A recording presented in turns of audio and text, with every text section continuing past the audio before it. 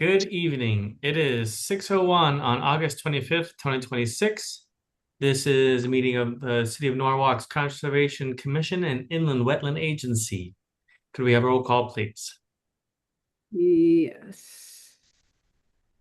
Sorry, Zoom this is all different for some reason, and I can't figure out why. Bear with me for 1 second.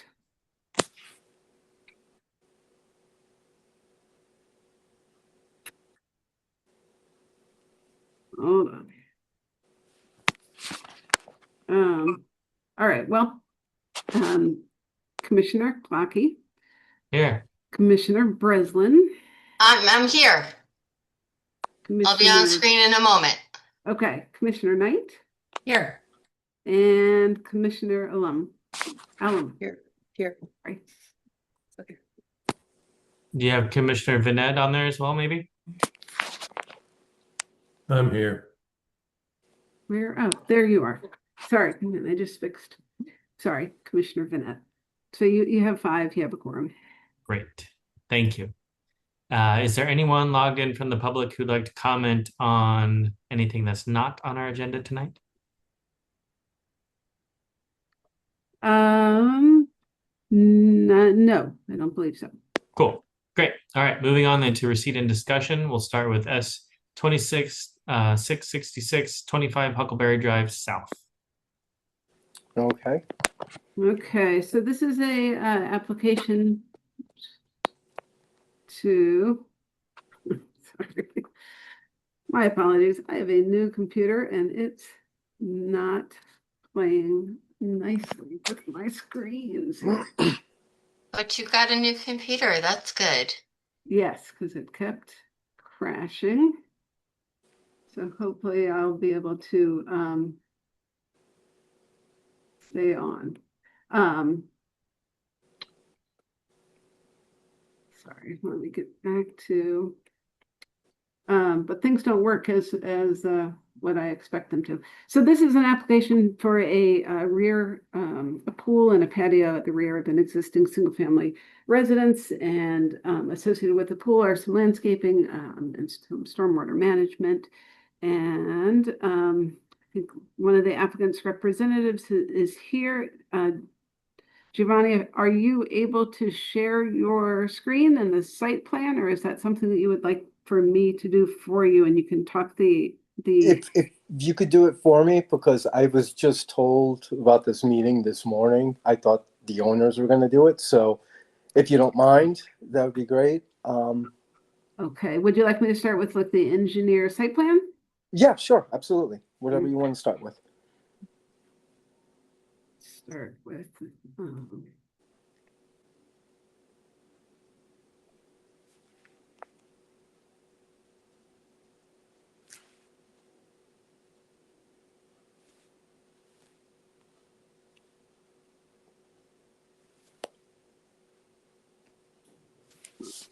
And if you want me to pull stuff up too, Alexis, I'm it happy should to. be slowly. Okay, there you go. Gotcha. So this is the property, 25 Huckleberry. It's on Huckleberry Drive. This is a Holy Ghost Father's Brook. And this large parcel, some of you, if you've been here for a while, know it as the Prudential Center or Dolce. And the pool and other improvements are going to be generally in this location. And then the wetland is generally in this location. And there is a water course that has been previously altered in its location along here. And then the water course comes down and eventually discharges to this water course. All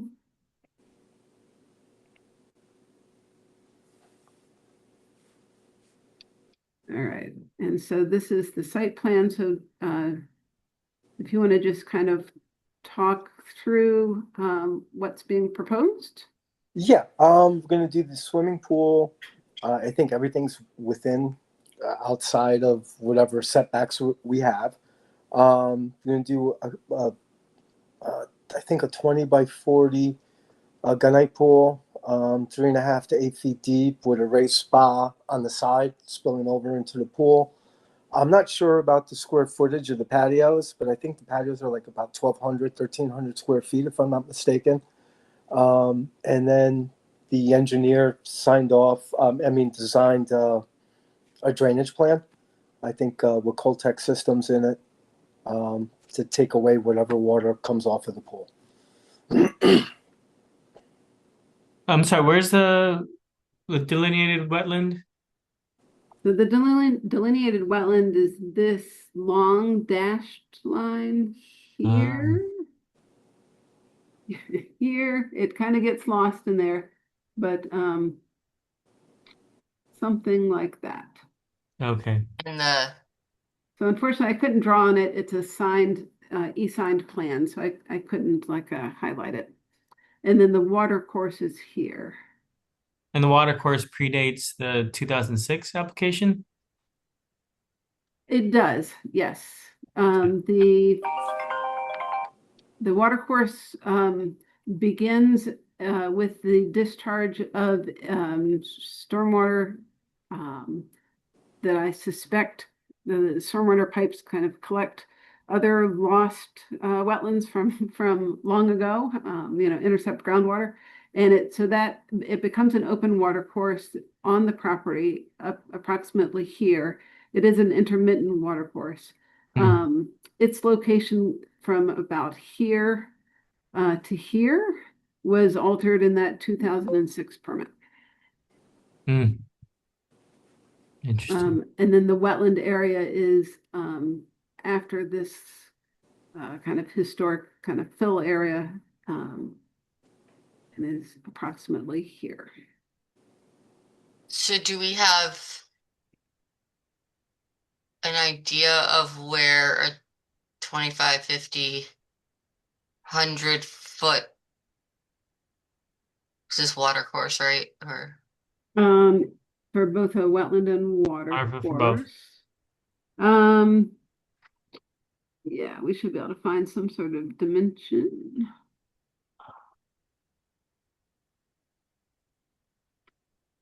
Could you scroll down actually? I think it might say. Oh, never mind. Yeah, I was just looking for so here's 40 feet, right? For the length of the pool. And so you're talking about an upland review area that it's now 100 feet from the wetland and water course. So nearly all of the proposed patio and pool would end up being well, It's all within the upland review, right? just about maybe around here. Let's see, we can do 100 feet. We can approximate. Was a 20-foot wide buffer. So then 100 feet gets you pretty much to the edge of the existing patio. And so then if you go back, this is that existing patio that I was here. So maybe a few, these little portions here might just be outside of the upland review area. Yeah. And the subterranean drainage serves just the surface water that's created by the pool and patio? I think, yeah, I think that's all he's doing. I think that's what he designed it for. It's just to collect all the pool water and patio water, or whatever discharge we get from, pumping out the auto cover and what have you. Yeah, there's no indication that there's anything connecting to roof leaders or anything like that. And then it looks like we have some grading happening. Quite a bit of grading happening uphill of the stone wall.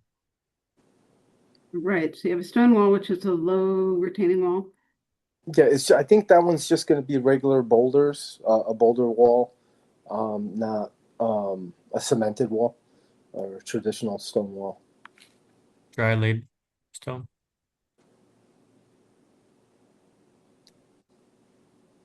Then you've got an overflow discharge there on the bottom left, Alexis, to on the inside of that existing stone wall. Right, it appears to be a Overflow pipe. a discharge pipe that would become overland flow right at the existing boulder wall. The existing boulder wall was established as part of that 2006 permit. I'm sorry, say that again, please. This existing boulder wall, as in addition to these walls up here, Mhm. that stone wall was established as the demarcation of the wetland buffer, which at a minimum is 20 feet here, well, along here, obviously, as a demarcation of the limit of lawn. Mm. So that's what the client has set in their minds as far as how far they're allowed to go, it looks like. Correct. So when the house was built, they, in that application, they established kind of an area of lawn and then a buffer and then the wetland. Correct. Mm. Okay. Um, Yeah, landscaping plan. Do we have that permit with the wetland report? That would be helpful if we don't have one specifically for this application. I don't think that we have a wetland report from that application. I certainly don't have anything digitally, but I did pull that old file. I will go through it again before the next meeting, but my recollection was that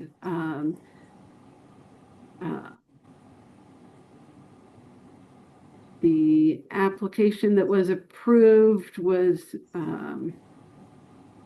lacked the amount of detail and information that we would require today.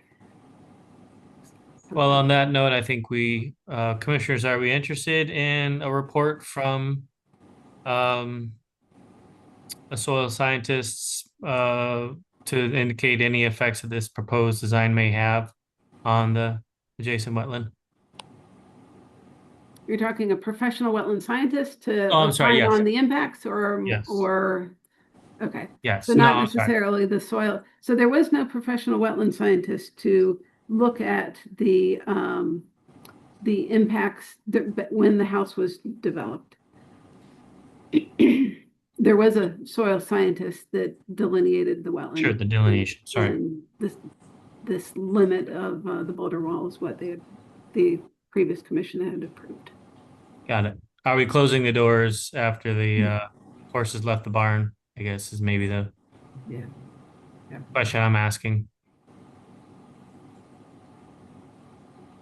So they do have a robust wetland buffer planting plan, which is specifically this kind of area 4. But that doesn't include kind of some additional plantings that they're doing, certainly within the upland review area.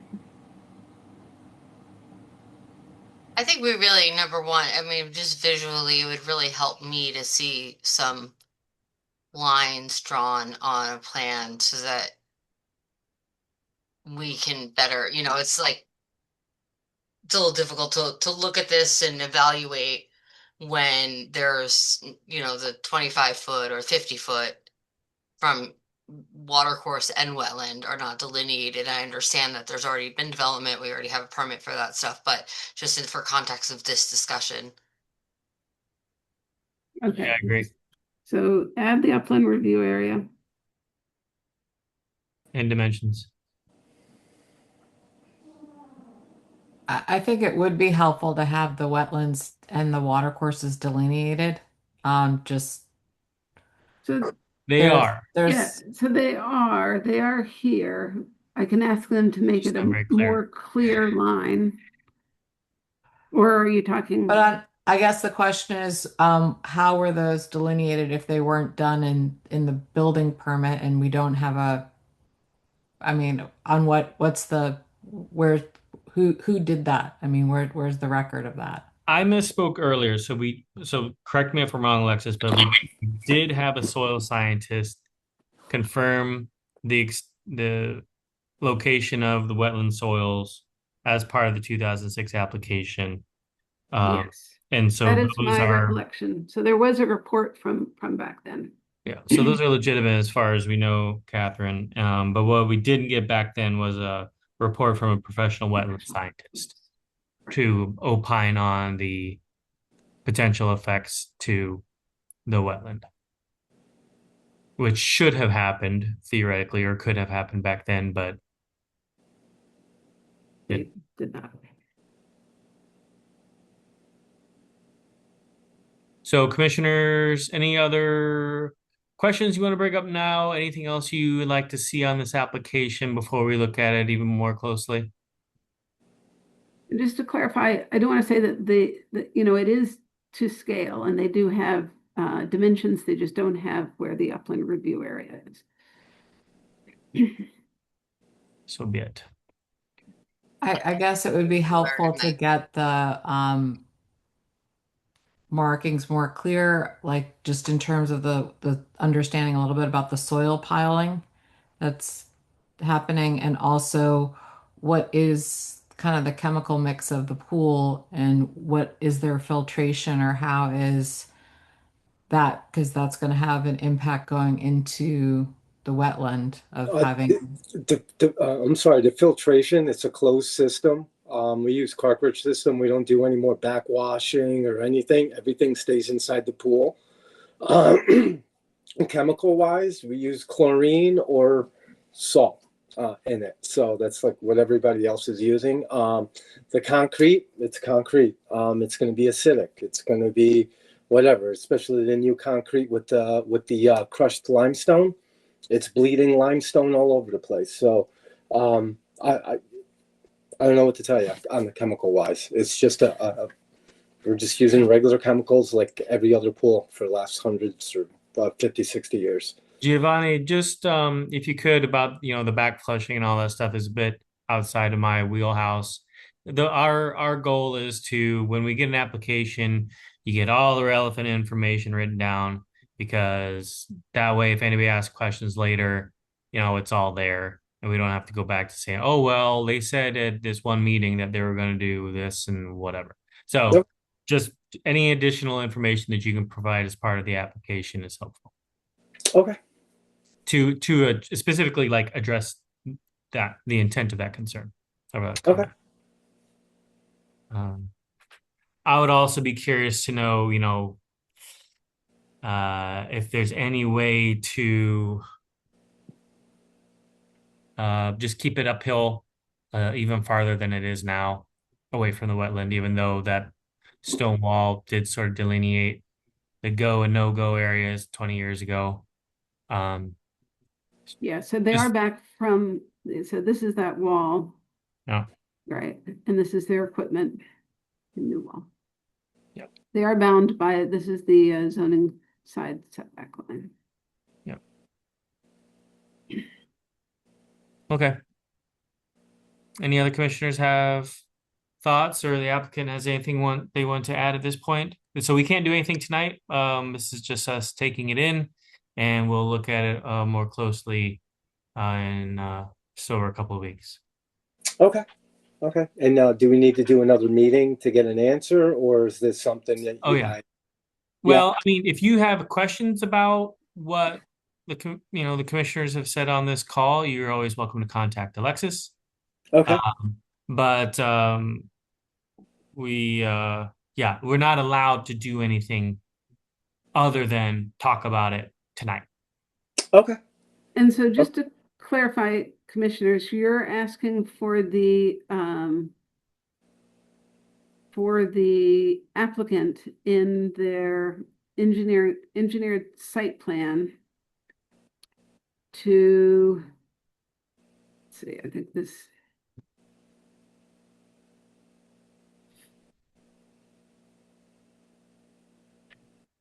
I'm just looking at the details. So this is the closed system. Oh, okay. Well, this is the layout, I'm sorry. Let's see. Schematic. Yeah. Yeah, just make sure that it's specified that it's a closed system on the plan. Yeah. I think that's actually, that is here. Yeah. Okay, I didn't see this Yeah. yet. Yeah. And so on the site plan, you're looking for at this point some changes to the site plan so that the location of the wetland, watercourse, and associated upland review areas are more clear. Okay. But that is it at this point. Okay. Correct. Okay. And then somebody said about the soil piling. Right. What do you want to know about? What do you want from that? Like what answers? Are there details showing how, for example, erosion would be prevented around that Yeah, pile? it's on the site plan. Okay. Yeah, so they have Haven't seen silt that. fence proposed. This is the silt fence that's proposed. This dark line labeled SCS. And then they've designated a soil stockpile area here for their bit of grading that they are doing. So the existing topography is shown in the dashed gray lines, and then the proposed topography is shown in the solid lines that are darker.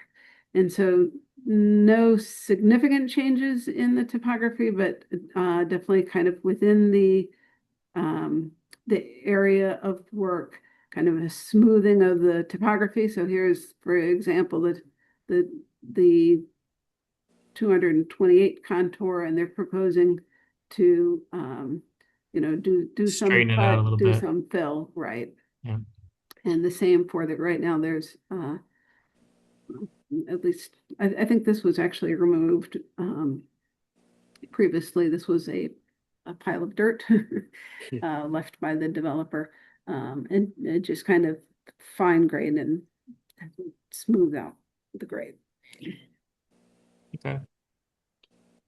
Yeah, and as far as alternate locations, Catherine, is maybe that a question that you had. I don't see an easy one, but I'm only one set of eyes. Yeah, I guess if they could also include more clear the water course flow in addition to the wetland on there. Okay. So, in response to my question about getting a professional wetland scientist to contribute to this application, I'm not hearing any commissioners say, yeah, we need to do that. Everyone's just sort of like, not pushing, just asking. What would you, Steve, what are you looking to evaluate? It's just, well, I'll share my opinion Yeah. and say that we would just want, there's no change really to what's occupied and what's natural at this point. If there were concerns about changing soil pH or whatever, in result of the pool being built and operated, I guess that's the question that could be asked. I don't think that it's justified to get a wetland scientist involved, but I just wanted to throw it out there. I mean, Alexis, I don't know. Just been doing the training, and that's normally something that's part and parcel of an application. So I just want to flag that's in the training for what is required. To always have a professional wetland scientist involved, Catherine? It's suggested in there, yes. All right. Well, so is that a yay to making that a condition of this application? Well, I mean, I didn't write the regulations, so I mean that's So in the what's being regulations, put forward. So I'm just saying, I'm just flagging what's being put forward. Yeah. so within the regulations, under any application that's considered a significant regulated activity, that is listed as a permit application requirement. And then for intermediate applications, it's not listed as a requirement, but for, I'd say, all inland wetland applications, again, the inland wetland regulation framework is based on a case-by-case basis, looking at each individual watercourse and each individual scope of proposed activities, and the interplay between those two as far as how the activity impacts the wetland. And so I think that if you feel, make the finding that either the scope of work or the proximity of that scope of work is so close to the wetland or is, impacting, very likely to impact the wetland, or if you find that the wetland work or system is particularly kind of fragile or important, then you can Vulnerable. certainly kind of require additional information in order to have a basis for making the determination on your finding. So Let me ask this, how deep is the pool and how much soil is being moved? I'm sorry, say it again. How deep is the pool? How much has to be dug out? And so, So I think the pool is going to be 3.5 feet to 8 feet deep. So we'll dig down 5 to like 9.5 feet deep. Do you have a yards calculation anywhere, Giovanni? It's like 80 yards. yeah, it was okay. And what's the tipping point from an intermediate application to a? It's 150. 150. All right. So, yeah, I don't think we can justify changing it or calling it anything but an intermediate application. No, I just was curious. No, it's a good question. Yeah. Yeah. That was the next question. So, okay. All right. Well, so then I'll just go ahead and say, unless anybody wants to vehemently disagree with me, that we probably have everything we need except for the tweaks as requested on the plans. Has anyone looked at the plant list and confirmed that everything on there, including the stuff that's just not in the buffer area, like the whole plan is good? I looked at the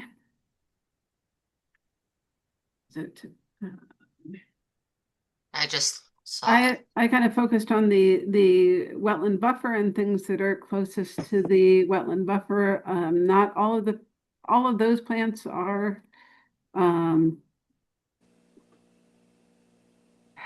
within area 4. All the proposed plants are native. Well, yeah, There are other but plants all that of are them, not native. all of them are within the upland review area, right? Yes. So So not all of them are native. No. Okay. And we don't have any invasives, I assume. No, there are no invasive plants. They're just, some plants that are from Japanese lilac tree, that are not native, but they're not non-native invasives. Right. Okay. Well, I guess I think it's certainly justifiable that any plant that isn't within the upland review area is subject to that, that check, at least to make sure they're appropriate for the site. Okay, it sounds like they are. And if I really care that much, I'll take a closer look before our next meeting. Okay. Any All other right. commissioners have anything they want to chime in? Okay. We'll thank the applicants and we'll talk to you again soon. Okay. Thank you very much.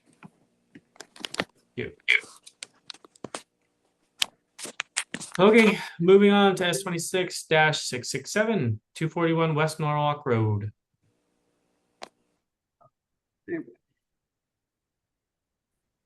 Okay, this application seeks to do an addition to the rear. Also in the rear is an intermittent water course and a narrow wetland that goes along it. And the applicant is here tonight. If you'd like to share your screen, you're more than welcome to, Mark. Otherwise, I can share mine. Let me know. Thank you, Alexis. Yeah, my name is Mark Maydiek. I'm an architect for the project. I'm happy to share my screen to go through what we have. So I can share. We start out with the well, this is a site plan that I created. And this is to give us a sense of what we're looking to do. This area here, where's the I have markers. Can I draw on this? No. I've never been a presenter before, but okay, I can't. This area here is an existing house right there, and the application is to do an addition connected by a hall down a mudroom from the front at the back. And what on this drawing I'm trying to show here is that there's an existing what used to be a bird coop and an existing 3-car garage there that'll be demolished, in addition to a driveway that's kind of here. And so the house goes, the intention is for the house to go where those existing buildings are. So those are already scheduled for demolition, but not the house. The addition will go where those existing structures are. So they get actually demolished, and the area near the wetlands is actually reduced somewhat. And I can show that here. This is the survey, right? So the survey, here's the survey of the property. And actually, maybe before the survey, I can point out back here, this is the wetlands is back here. It's about a 2-foot intermittent water course, 2-foot wide, bounded on the east by a rock wall. The 50-foot, unfortunately, the surveyor drew a 50-foot regulated line, which is there. Obviously, it's 100 feet, which we know, but nonetheless, that's the 50-foot line. This corner of the house, the proposed corner of the house, is about 82 feet from the wetlands right now. And well, the proposed is to do 82 feet, is to have it at 82 feet. And additionally, the drainage is falling off in this direction mostly. So our site engineer, he had a note that said that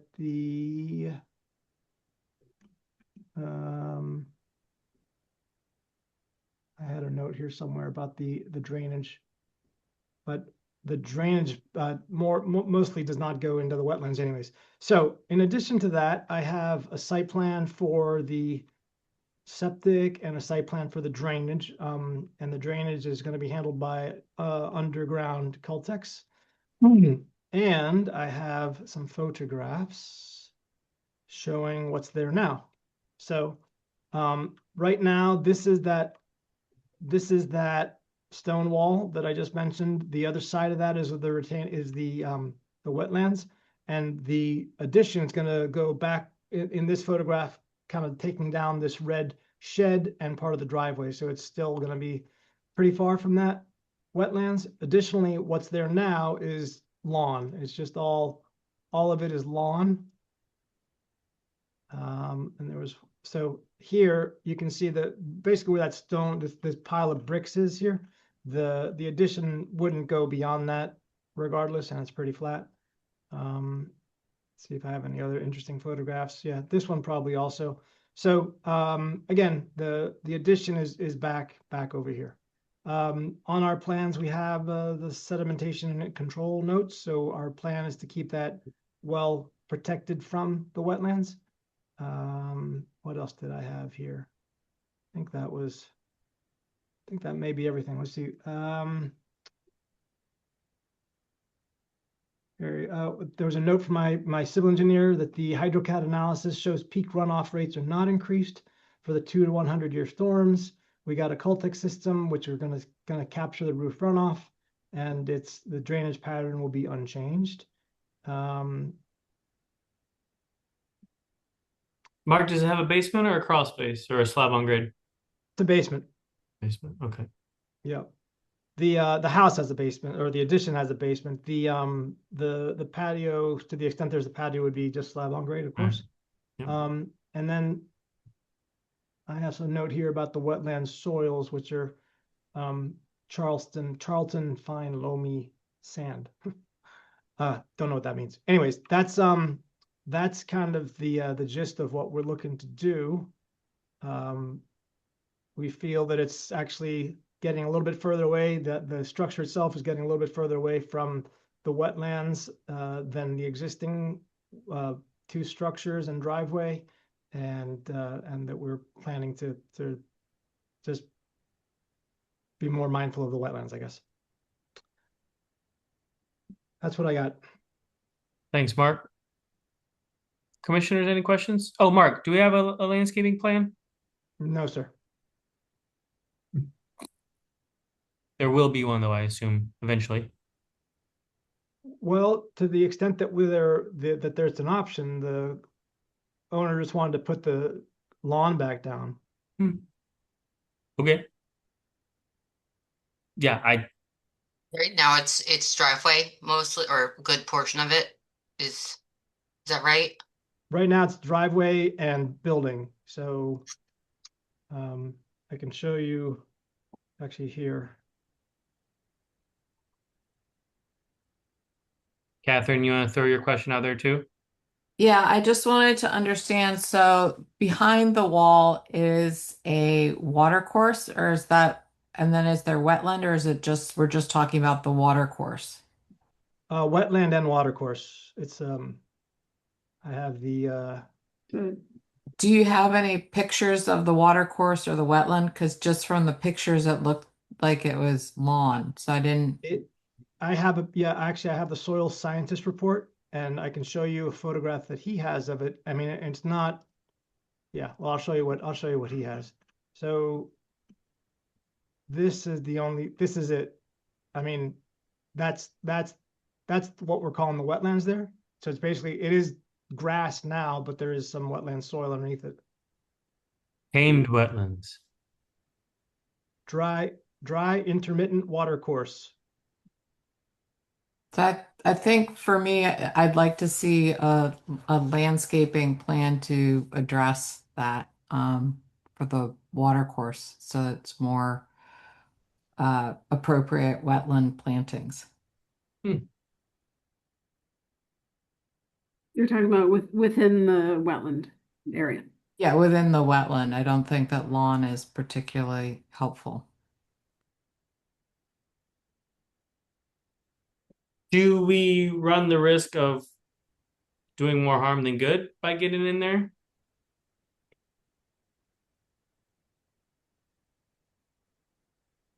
I don't know. Is that question to me? I don't. Ask a question to anybody.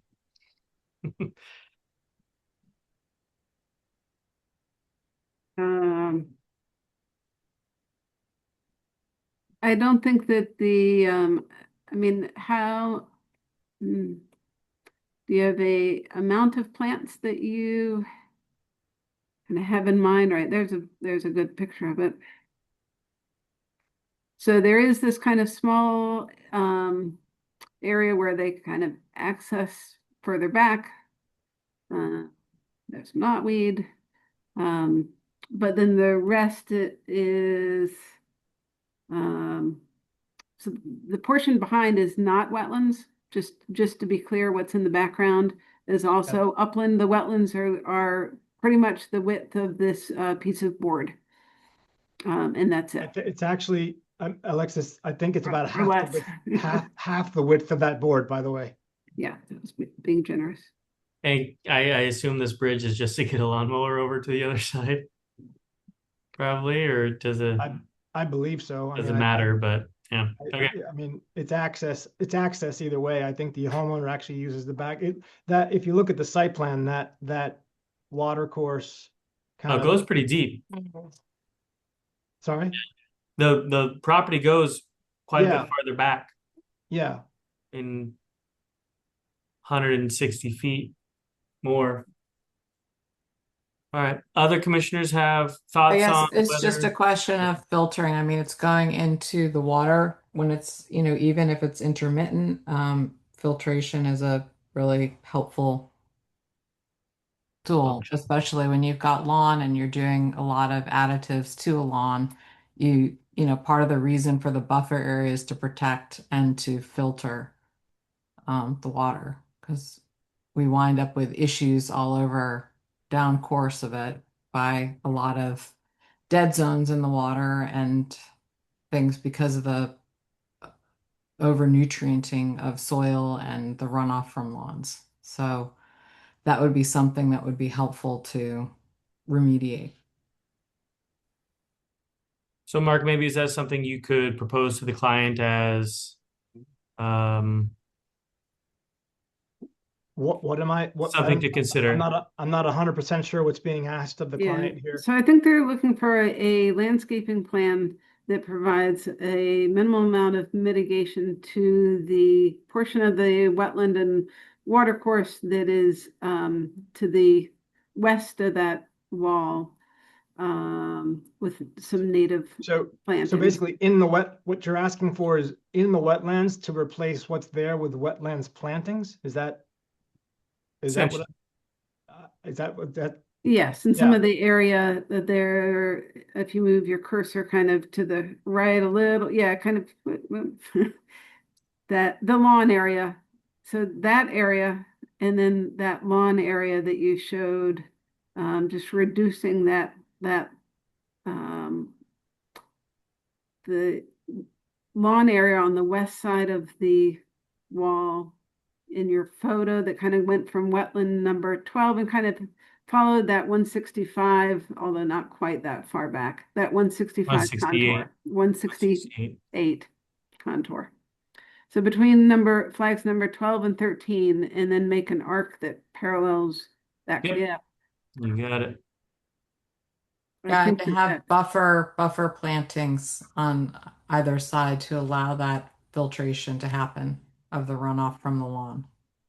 Mark, sort of a rewilding of it. If you could magically wave a wand and have, the natural nature of the trees that are right behind that flat area, and all the undercover plants and all that stuff just sort of migrate over to have the same effect on the wetland areas. I can certainly ask the owner. I mean, I'm not obviously in a position to Sure. We say understand. yes or no, but I will ask him if that's something he'll do. Something that would be helpful for their application. So what's the process for this then?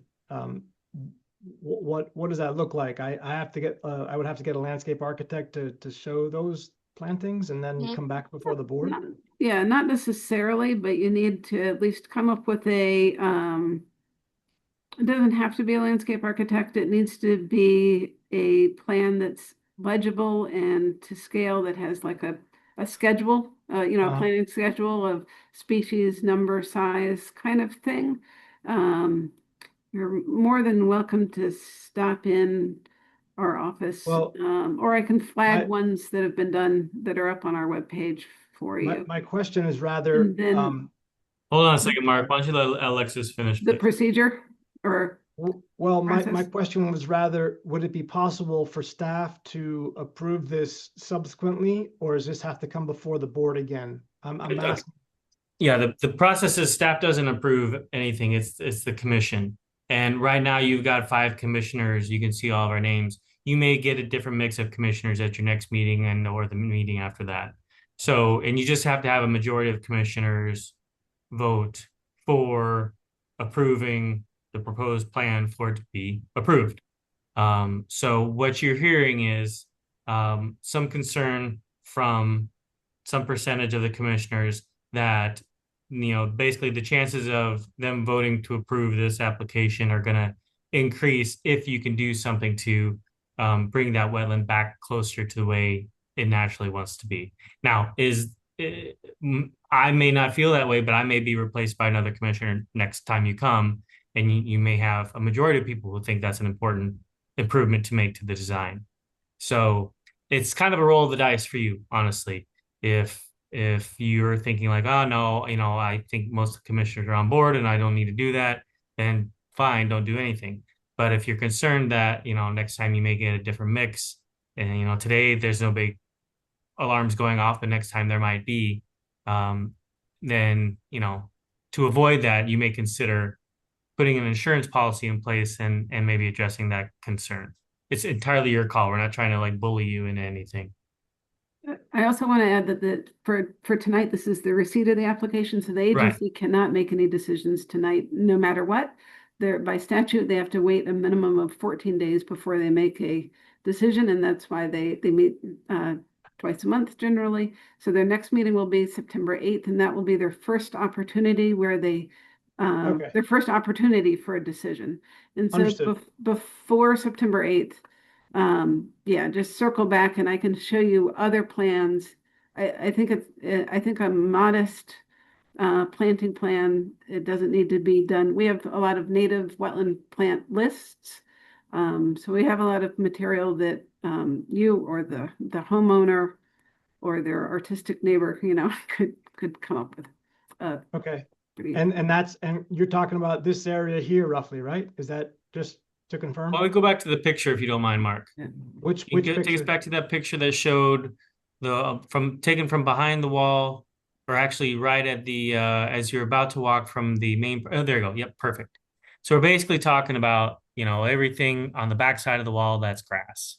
That grass is getting pesticides, potentially it's getting fertilizers, potentially Okay. it's, yada yada yada. It's not benefiting the soil and the watershed like the trees behind it are, and the undercover, that are around those trees, for example. Got it. Okay. It's Understood. okay. Other commissioners, any questions or concerns?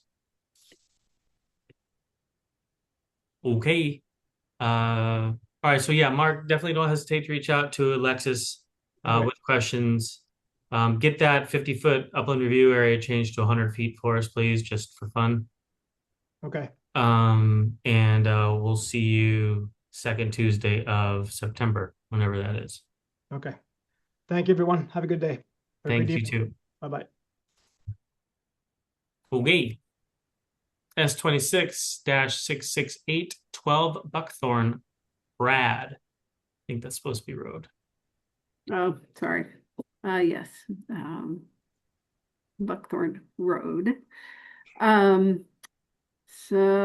I'll just start by doing an overview of the location. And then I think that the applicant is here. Good evening. But excellent. So Buckthorn is in kind of the Cranberry area, maybe. So here's Chestnut Hill Road or Route 53. This is the Merritt Parkway, Grumman Ave, Silver Mine Elementary School, and Newtown Ave. And Buckthorn Road is here. It dead ends, and this is the house here. And then the water course is difficult to see, but it is kind of this this area back here. And this is another intermittent water course that is the banks of that intermittent water course are concurrent with the limits of the wetland. So there's not a lot of wetland that remains here. And then it is flowing from this area out eventually after a series of pipes and open water gets to Stony Brook, which goes to the Saugatuck. Good Lord. So just to give you kind of the watershed view, and then so Mr. O'Hara, if you want to share your screen to show the agency members the application materials, you can, or if you'd like me to, just let me know. You can start and then I can share if there's something I would like to share. Okay. Do you want me to start with the site plan? Perfect.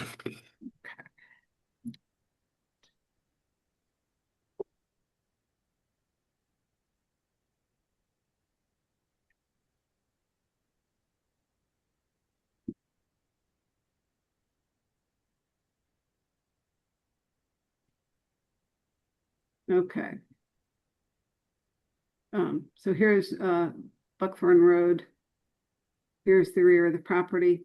This is the water course. This is Oh, the. hang on, Alexis, you're not sharing anything yet. I'm not sharing. I don't see it. Why Anybody did else? that not work? I can share if it makes it helpful. I can attempt to. Sure. Got Or it. I can. Oh, there you There go. it is. Okay. Sorry about that. So wait. Okay. Buckthorn Road at the bottom. Existing house. And then I will zoom in. This is the water course, the head wall, and the pipe. And then this is the limit of the wetland. The soil scientists tried to stick to just this property, so they only did this side of it. There's no indication that there's wetlands too far from the other side of the watercourse. And then I can, if Mr. O'Hara, if you want to just describe the proposed ADU and the other activities, that would be great. So it's a detached 700 square foot ADU. As you can see on the drawing here, there's a septic system solely for the ADU, which is approximately 10 feet from the deck of the house. And then behind the ADU, between the shed and the proposed ADU, is the Coltex storm drain retainage. That's pretty much it. And that's just serving the ADU too? That's correct. And then you have a silt fence line here. Correct. So it was drawn, the detail shows a double silt fence with hay bales in between the silt fences. And then there's another silt fence for the staging area, correct? What's the second line to the north of the silt fence? Yeah, what is that? That is the existing grass line. Edge of lawn. I can share a couple pictures if that's helpful. That would be great. Let's see.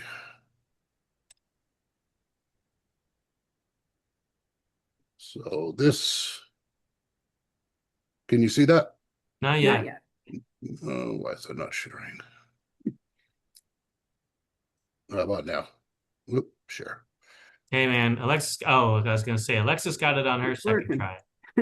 I'm a little No slow this evening. So this basically, you can see where the existing shed is. So the ADU would be basically here. Right about there. Is it pretty much a flat yard, Chris? It's from the front to the back is about 6 inches of elevation difference. It's relatively flat.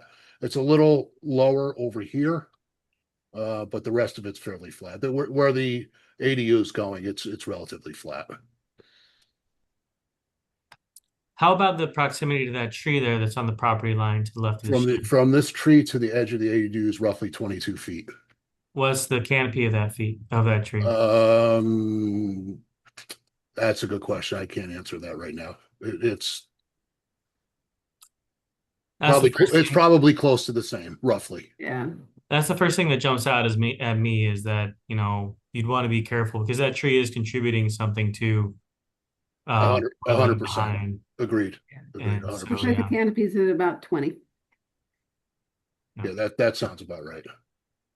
Is there flexibility with the location of the ADU? Well, I'll show you on the drawing here. We went back and forth quite a bit here because of the distances. So we spent quite a bit of time with on the septic system here. So to get the distances from everything, this is the best we really could do. If we slid the ADU to the right, we have a problem with the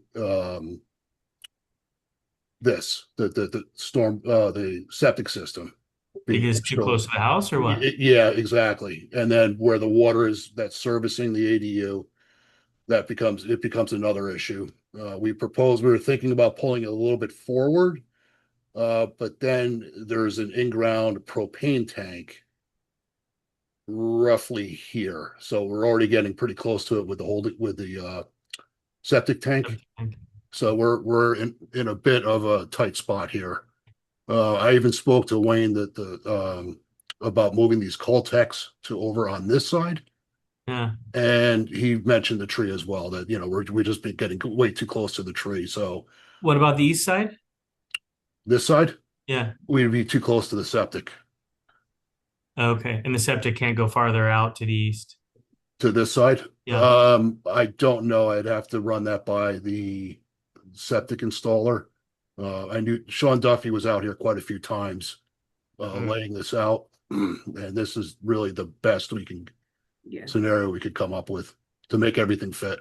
I gotta ask, is that septic tank just for the ADU, that 1,000 gallons? It is. So long story short, we had our original drawing. So this has been going on for almost a year now. Our original drawing and request from for septic was to pump it into the existing septic system for the house, which is in the front. The state of Connecticut came back and stated that they wanted a separate septic system for the ADU as a requirement. So that delayed us quite a bit. We had to redesign everything. And that's when we started moving this stuff around, and it's tight. It's Yeah. tight. Okay, well, be that as it may, my number one concern at this point is just making sure we don't kill that tree. Agreed. It's the ADU is just on a slab. There's no basement or crawl space. That's correct. Slab on grade. And we're keeping it a little bit smaller than what's allowed because of the footprint, because of the area we have to work with here. Mm-hmm. Any other commissioners? And my neighbor's garden, which is right here. I don't want to prefer not to be blocking his garden. Is that a deer fence or something they got there? It's yeah, exactly. I'll put it back up again. Yeah, they put up a fence of some sort for the garden. Yeah. Okay. Any landscaping proposed, Chris? Not at this moment. I didn't see a need. We're not taking any trees out.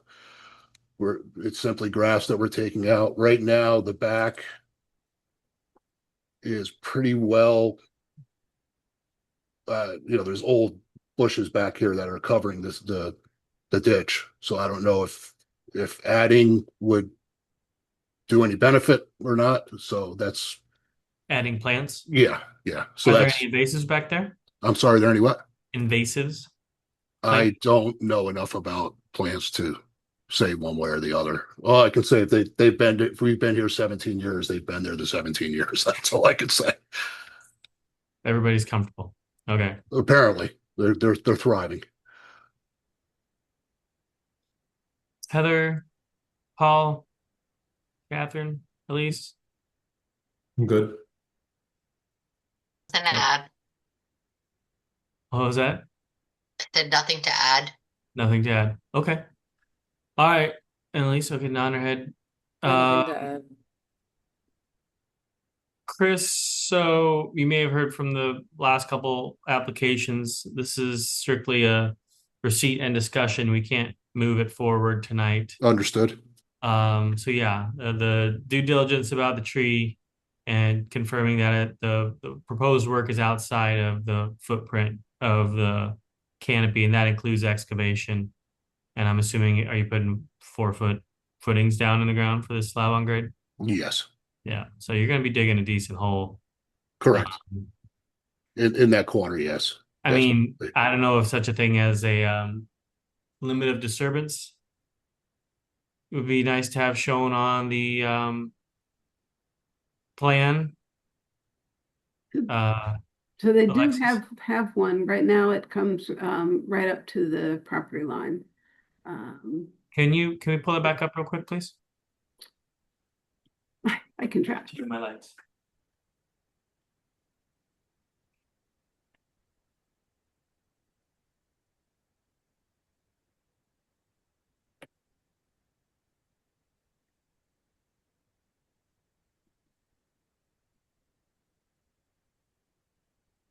So the tree is the one that you're talking about is here.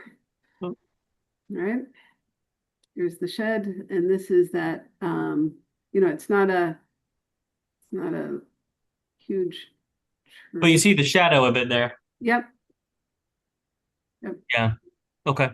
Yeah, you can also And- see our test holes from last year. Oh, right, right. Perk test. See Yeah, the, exactly. yes, exactly. Just a question about the water course. Is there any notes on any flooding, or what's the typically see like some flood?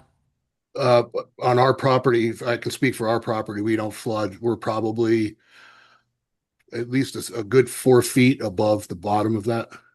And the only time I did see it back up once was when we first moved here. Mayor Rilling, actually, that was Mayor Rilling's house behind us. And the head wall there that you see, the pipe, that pipe goes under, it's got to be a couple 100 feet long. It goes under a few, if not more, it goes under a few pieces of property across Stonecrop Road and exits down the street. It did back up once, and it didn't flood. It just started. You could see there's very little water in there, and I think when he noticed that there was more than average water, he had somebody come out and clean the pipe out. But it doesn't flood. Okay. Other commissioner thoughts or questions? Okay, great. Well, thanks, Chris. You're welcome. Thank you. So yeah. for the next meeting, is there anything that we should be prepared for to move the process along? Yeah, so I mean, wait a second. So I got a little bit distracted. So The tree is approximately here. the limited area of disturbance. Is this SF, the silt fence line? Oh, okay. But it Just doesn't include the footprint of the canopy of the tree. It does not. So Okay. that could be, maybe a modification that the silt fence be, in the area of the canopy of the tree, Right. extended. Yeah. So Chris, that'd be my request is just because it's good for us to have everything written down. There's gonna be a lot of hands Okay, on so this. if we move that silt fence that's on the left side of the property closer to the ADU, just to protect the tree a little bit more, that's Well, I mean, I'm saying correct me if I'm wrong, anybody who knows better, but the rule of thumb is you stay out of the canopy of the tree. If you drew a line from the branches straight down to the ground, that's where you're not supposed to disrupt the roots. okay. So Yeah, 'cause if you have heavy equipment sitting on the root ball, because most of the roots are at the surface, Mhm. that compression will kill the tree. You won't Okay. notice it right away, but in a few years, it's dead. Understood. Okay, we'll have the plot plan updated and to move the silt fence over closer to the ADU. As yeah, but close as just we can get it. keep in mind, I mean, they're gonna have to get excavators in there to dig that footing, Understood. right? So, I mean, we'll take inches if there's inches to be had, moving that ADU away from there. If I'm making that clear enough, if there's any wiggle room to get the ADU away from there, try to make that happen if you can. Understood. Okay. And get the protection area shown on the drawings, and it might be the best we can do. Okay, Okay, thank you very much. we'll see you in September. Sounds good. Thanks again. Okay, S26-665 35 Weatherbell Drive is going to be a punt. That is, so the applicant has asked that discussion be tabled. They are looking at hiring a landscape architect and wetland scientist to assist them in coming up with a corrective action plan. Okay. Then moving on to release or reduction of bond for S24-645 36 Range Road. Okay.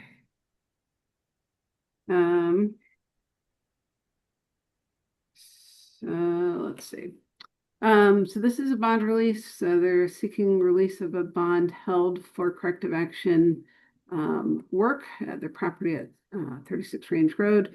There was an enforcement order issued in August of 2014.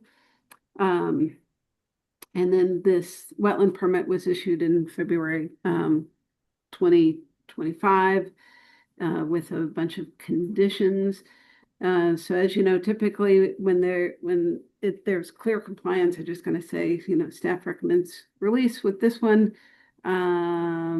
I wanted the agency just to be aware of some, I guess, my findings and my opinion of compliance is probably different than the homeowner. So, let me just pull up the wetland permit and its conditions, I guess, real quick.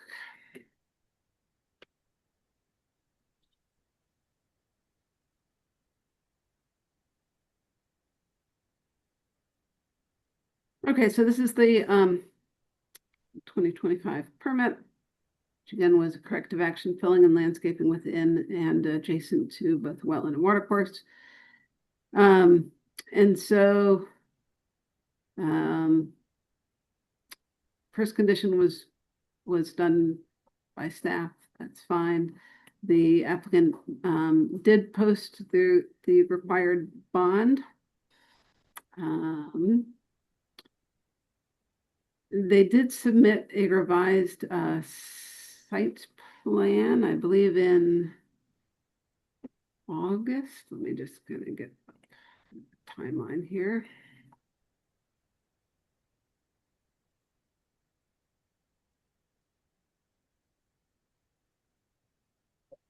In August 2025, they submitted the required revised plans showing the modifications required by numbers 6 and 7, but not 8, I believe. No, I'm sorry.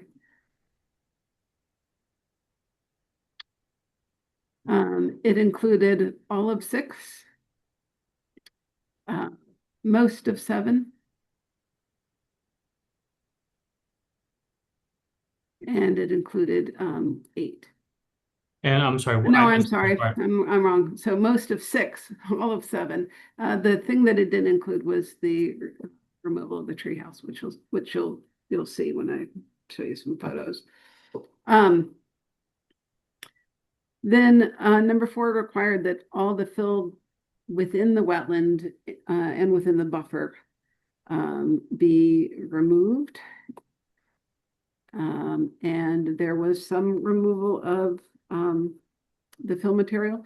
Number 5 is the one that I'd say is really under contention, and that's that it states that the applicant shall cause to have a qualified soil scientist be present during excavation of fill. The applicant shall cause to have the soil scientist provide written verification of adequate fill removal, and the final depth shall be coincident with the exposure of the top of the buried native soil horizon or with the lack of a native soil horizon, the bottom of foreign fill material, and the written verification be submitted prior to final grading.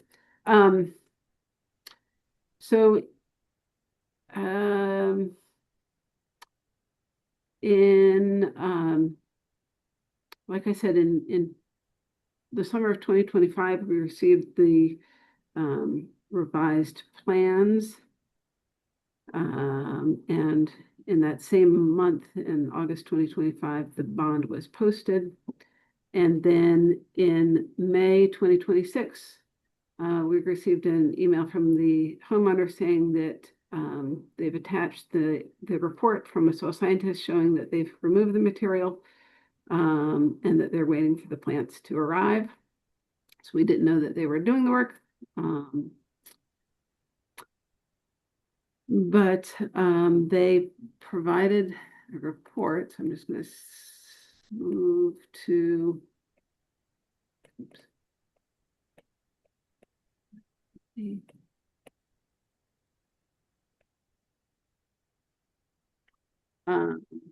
So this was the reference report. So it's dated April 3rd of 2026. And it's from Connecticut Materials Testing Lab Incorporated, which is in South Norwalk. And you can read it. Basically, it says that that they've cleared the turf, the stone dust, the gravel, sand, wood chips, and imported fill materials.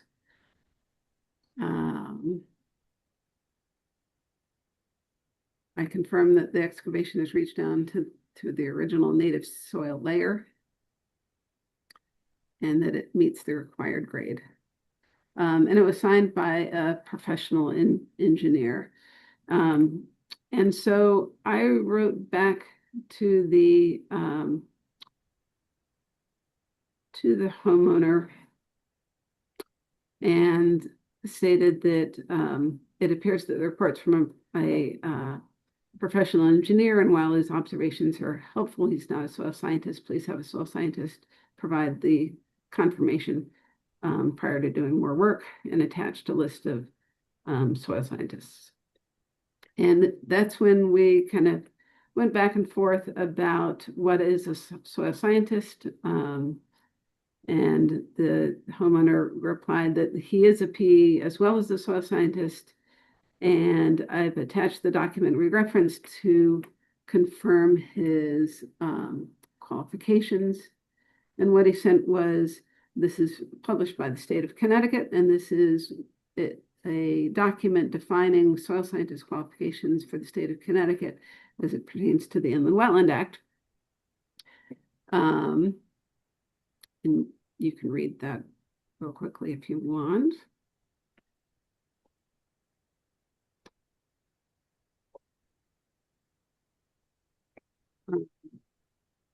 I'll go down to this part, which talks about the state of Connecticut definition from the Office of Personnel Management.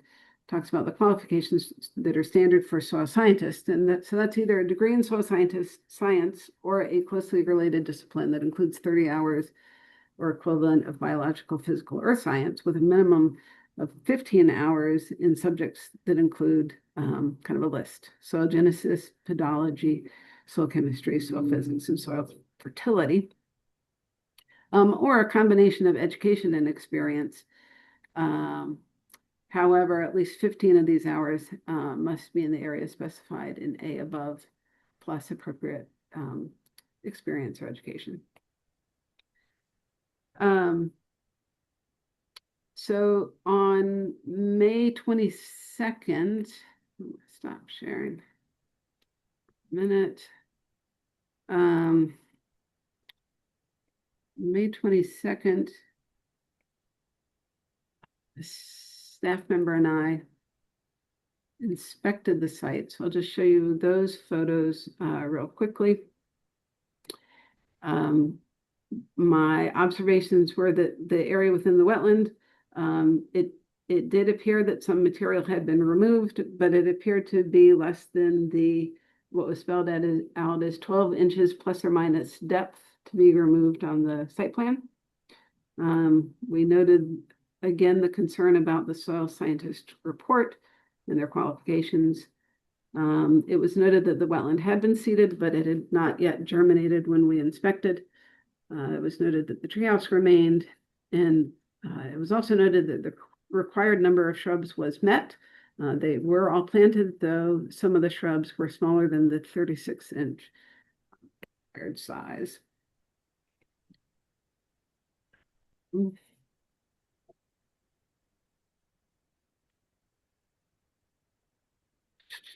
see if I can share those.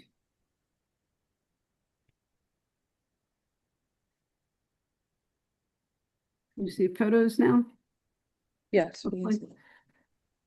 So for those of you who were here in 2025, you might remember that there was an existing kind of set of terraced walls. This one was pre-existing the work, and this one was kind of part of that new work. That's a close-up of some of the plants. The corrective action permit that was approved requires that this lower bed be part of the wetland buffer, and the wetland line is approximately like right in here. And so these are the added plants, and you can see that it has been seeded but not germinated. So again, these are new plants. These are some of the new plants. Closest to the watercourse is just off the frame. In this photo, we're looking south, so this is the wetland watercourse. This is the row of boulders that was allowed to stay, and this was the wetland area and some of the plants here. This is where there had previously been a gravel patio. This was the 2-man boulders that were placed as a demarcation and barrier, and this is the metal strip that held back the gravel that was also required as part of your permit. Those are kind of small men, don't you think? Those boulders? And those are also a little undersized. Yes, I forgot to mention that. They were didn't quite meet the 2-man dimension. And then the wetland there's the staff member, and then some of these plants, and then boulders. So- Yes. That's a new treehouse structure that wasn't there previously. The that other was the one was same treehouse. no, there was a tree house, but it was built on a tree. That's a play structure that was not there originally. So I'll show you. What I tried to do was make some kind of before and after photos. Of course, the photos I took back in 2024, I didn't replicate exactly. But so the photo on the top here, this is what we found when the order was issued. So this is the filled wetland area. This is AstroTurf and wood chips and gravel. So this was the existing play structure. And you can see the height of the footings and the relative location of the boulders. And this is that same structure in on May 22nd, 2026, with some of the required shrub plantings. And I included this, it's not easy to see, but to show that a little bit of a skim of material has been removed from the area. So again, this is looking north, wetland and watercourse to the right. This is when the order was issued. This was AstroTurf. This area here is wetland. And this is what it looks like today.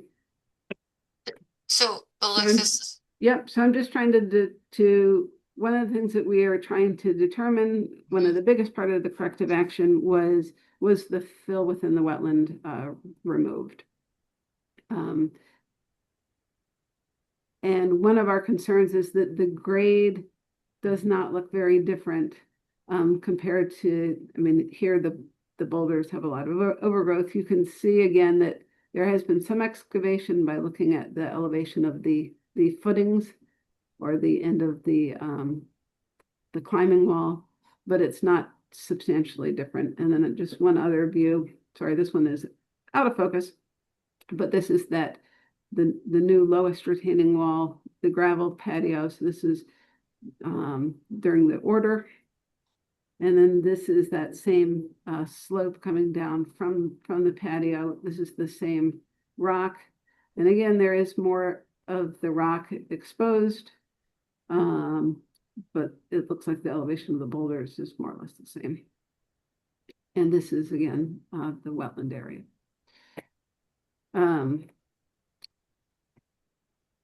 I'll just quickly finish my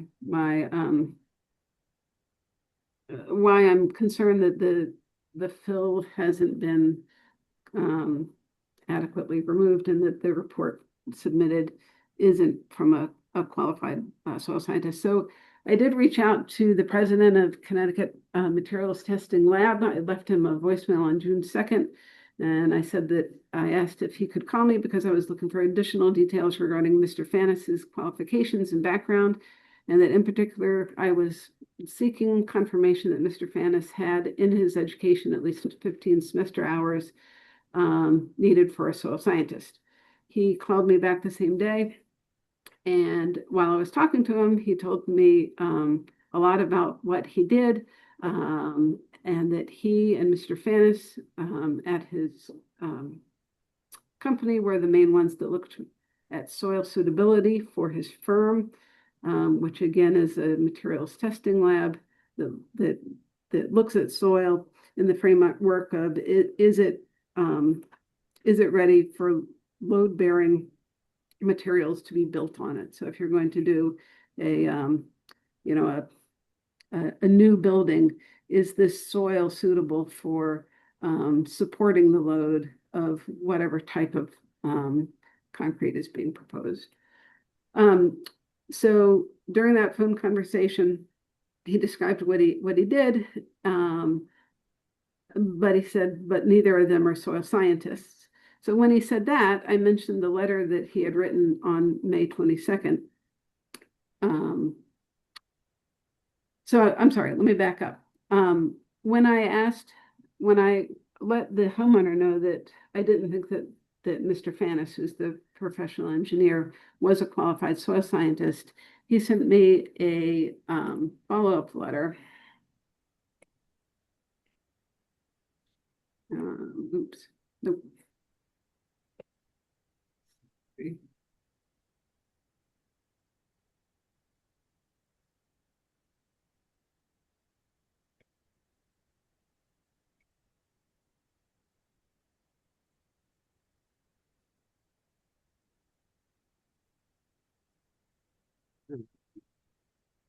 He sent me this follow-up letter, and so it's from Connecticut Materials Testing Lab, dated the 22nd, which is the same day that we did our inspection.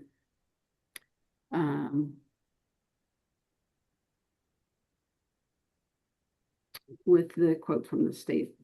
And so when I mentioned the letter that he had written, he indicated he wasn't sure what letter I was referring to and asked that I forward it to him.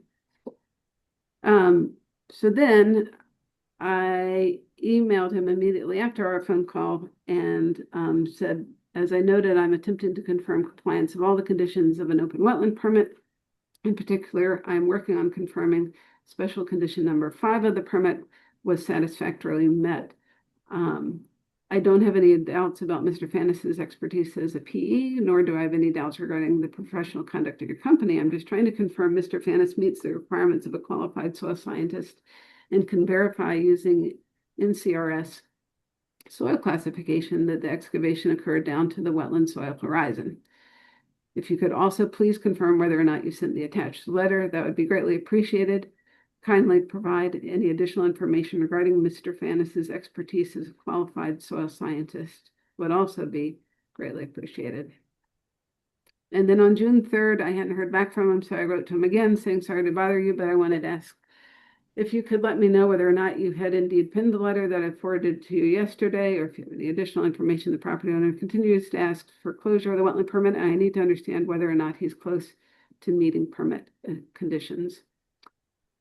And then he did write back on June 4th saying, I did not write the original draft of the letter. I revised and signed it. Please find the attached certifications regarding Jesus's qualifications. And I just wanted to share those real quickly. And Mr. Anderson is here, so once I'm done, if the chair wants, he will certainly let you speak. I see you have your hand raised. And so he included his professional engineer certification, which again, I don't doubt. A certification from the International Code Council, which is the Building Code Council, for a Master of Inspection of the Building Code. Again, Building Code for a Soil Special Inspector. I don't know exactly what that qualification is. And then a Technician Level 1 certificate from the American Concrete Institute. And so I did not receive any of the information indicating that he has any of these soil scientist requirements as far as his background or even what he does.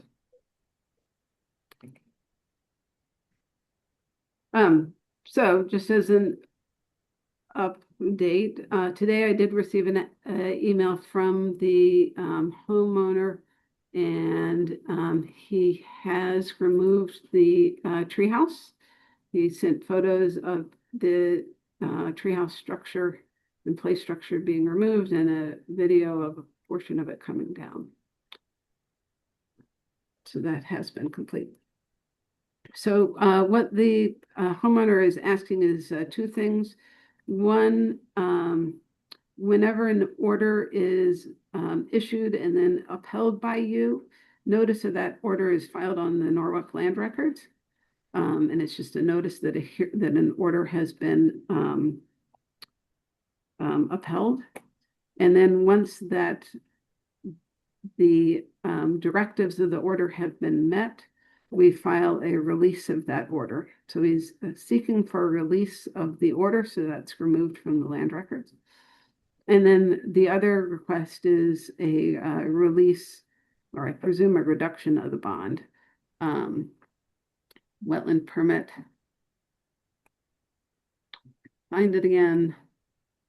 I'm sorry, the first bond- request was Yep. was a removal of violation from the record. Sorry, what was it? Yeah, so in the order.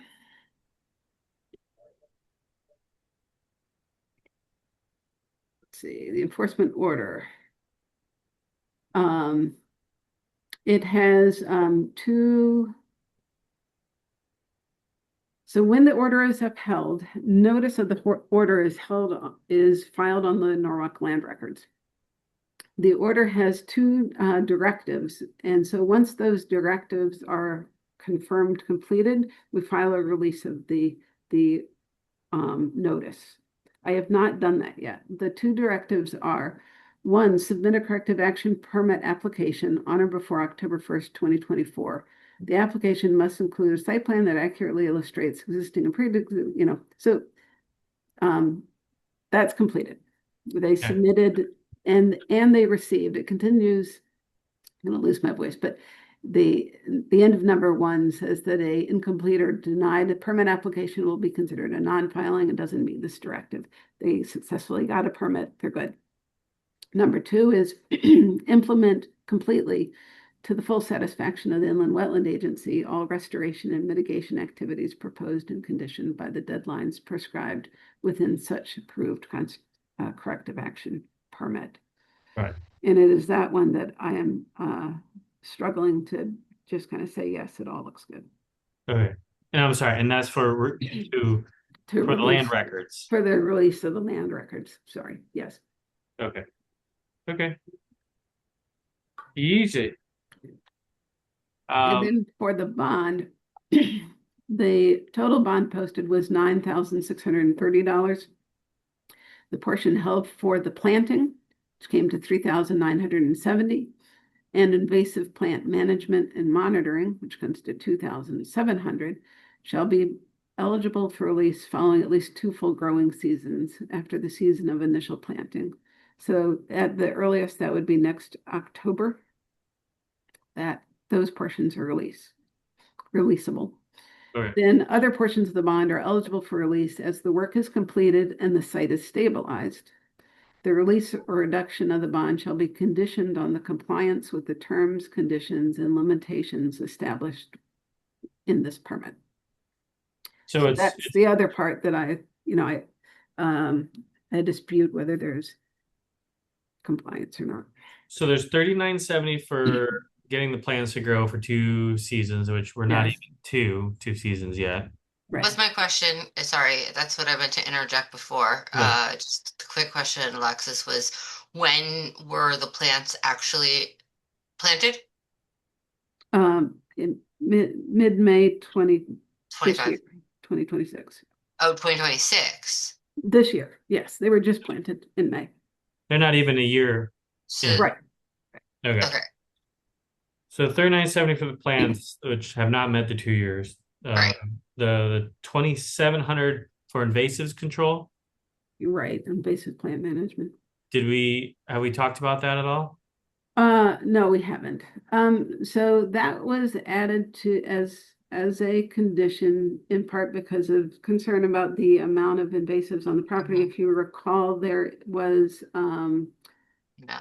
and I think that the applicant would agree that one of the impetus, the property owner, not the applicant, that one of the impetuses of doing the project was to try to control a crop of bamboo that the previous owner had left them.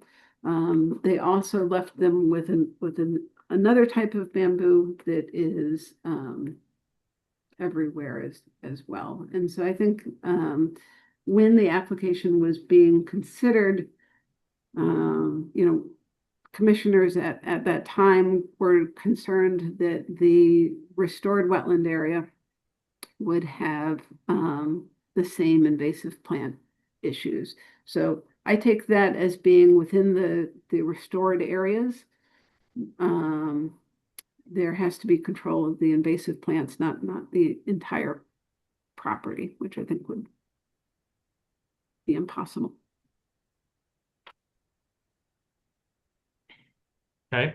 I'm sorry. All right. Then, So at this point, like we were there in May, so as you saw, it had just been seeded. So I don't know, I haven't been back to the property, so I don't know if invasive plants have invaded into the newly restored areas. a Yeah, little if- early for that too, Right. we'll say. Yeah, if with the bamboo doesn't shoot up until June and early July. So if you were there in May, you wouldn't have seen, and you do have to go down 12 to 18 inches to remove bamboo roots. And it is a grass, so it doesn't go deep, but you do have to go down 18 inches. So, That sounds deep to me. Yeesh. well, I removed it in my backyard, Yeah. it has not come back. Nice. All right. And so then there's the remainder of the 9,630 is just overall completion with measures such as removal of the fill fill and all that. removal, mostly fill removal, installation of those two boulders, installation of the middle strip that divides the gravel from the buffer area, sedimentation erosion control when they were doing that work. Cool. Catherine? Just to understand, like it sounds like there's still an issue though about the soil outstanding question about the fill removal and whether it's met the compliance. And so an issue is that they're seeking bond release for plantings that have been put into what hasn't necessarily been signed off as being remediated from the fill. So Yeah, the majority I of what we understand heard that. is that they haven't fulfilled. Sorry, go ahead. Oh, yeah, I was just So, gonna. I mean, like the plants are in, but the plants are on top of fill potentially. Yeah, yeah. And just a question, did the proclamation, would you mind bringing that up again, Alexis? The what? The letter from the engineer. No, hold on. Sorry, or I can, Nope, you're good. I just have I have a lot of PDFs open. I bet you do. So the original April letter from the engineer. Yes, please. Okay.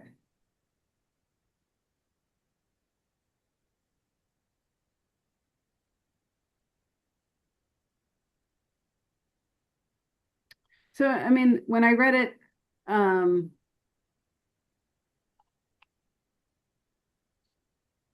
I don't know. I don't know. Yeah. Just worded in a way that's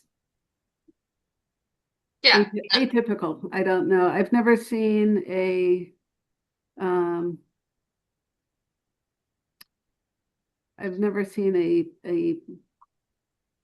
PE provide it really is kind of an engineering field report, right? So it's very different than the type of reports that the soil scientists that are typically doing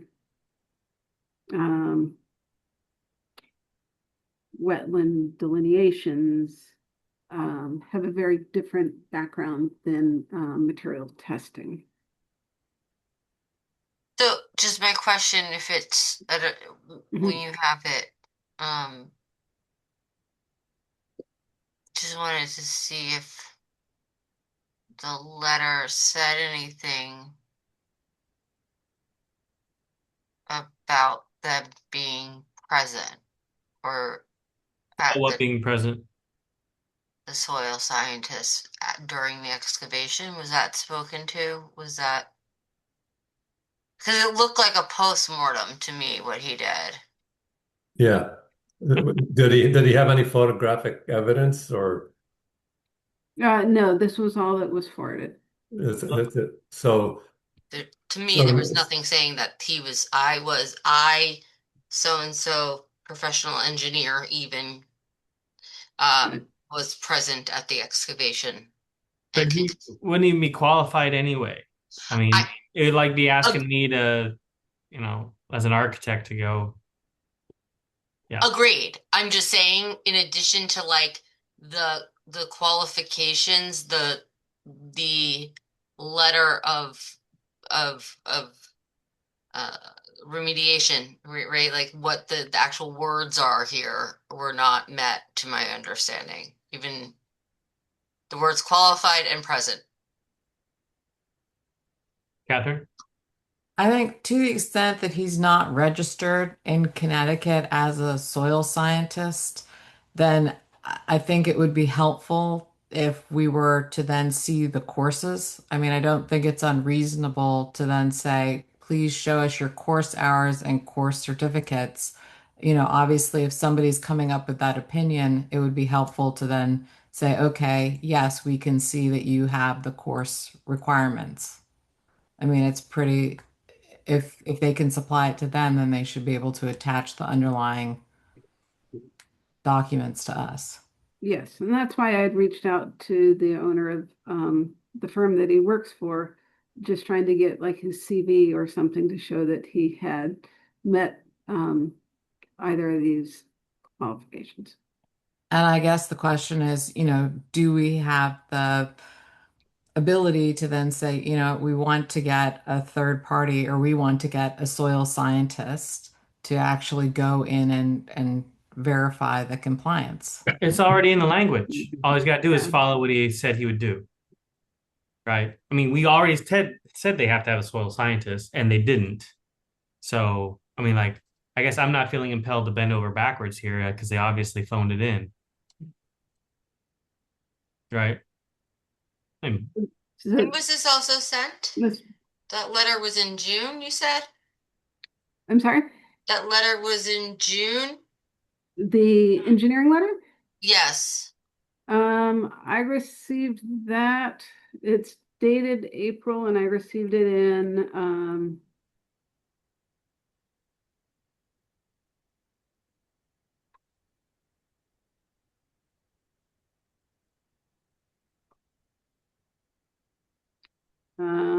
it was received via email from the homeowner on May 7th, 2026. Okay. So was that prior to them planting? Um, well, the grading would have happened prior to the planting. So yeah. again, I'm picking apart words here, but like number one, on number 5, it says qualified soil scientist present. So we're not sure about one of two. We're not sure about either of those words. I'm not sure about written verification shall be submitted to the conservation office prior to fine grading and planting. The underlined words. I'm not even reading the whole, it's just the bolded underlined words here. I just to the point of I don't think any of those conditions were met. But I'm not positive. Yeah. So that's it for me. That explains why I have not been able to confirm whether your conditions of your permit have been met. I will add again that Mr. Anderson, the homeowner, is here and does wish to speak. Chair, that is up to you. Sure. Well, I'd like to. Is he actually? I don't see him, but you So haven't he's let an him in yet. attendee. Yeah. Okay. Hold on though a second before you let him in. Or I mean, obviously he's still listening, but commissioners, can I get input on from everyone on like where are you at with this? Is there anything that's unclear? Because to me it's like pretty cut and dry, but I'm just one vote, right? Like I don't call the shots for everybody. I say it's very clear that it's not in compliance. Right. Okay. Yep. Yeah, Unless also in agreement anything with can be that. proven otherwise for some of it. I mean, the plantings are definitely not, but anything to number 5 specifically that can be proven. Okay. Yeah, I And sorry, agree. Catherine, Number 5 has not been met. well, and Plantings, 2 the years. plantings and the invasives. And And the honestly, I think the boulders. boulders are They're not boulders. they're not. I mean, if it looks like I can pick up a rock, it's not meeting the intent of the. I suppose person size is subjective, That but is entirely, well, it is subjective when you're talking about people. It's not subjective when you're But the talking about. boulders are the boulders are the right. least of the problems here. Yeah, yeah, that's the easiest fix. Okay, and Elise, you were I'm also in agreement of the same mind. Okay, so we're all of the same mind. There's really, are there any questions out there? Okay, all right. Well, we'll give them a chance to talk. I do have one question. Sure, go ahead. Why doesn't Mr. Anderson just hire a certified soil scientist? And they can work with an auger to determine what's there. That's a great question. Oh, and there he is. All right, I've been shouting at my computer pretty vigorously for a little while now, but I'm glad I'm getting a chance to speak. Hello, everybody. Um, I heard a lot over the past 40 minutes, and frankly, I think much of it was misrepresented.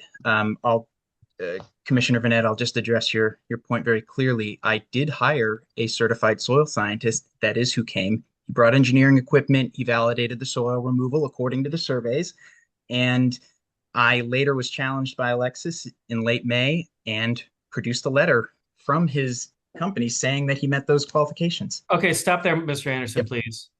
Absolutely. So we don't think what was provided. Nobody here on this call thinks that what was provided to you by the soil scientist is legitimate. Okay, I don't understand why that would be the case. That's fine. You can not understand it. Let's keep moving.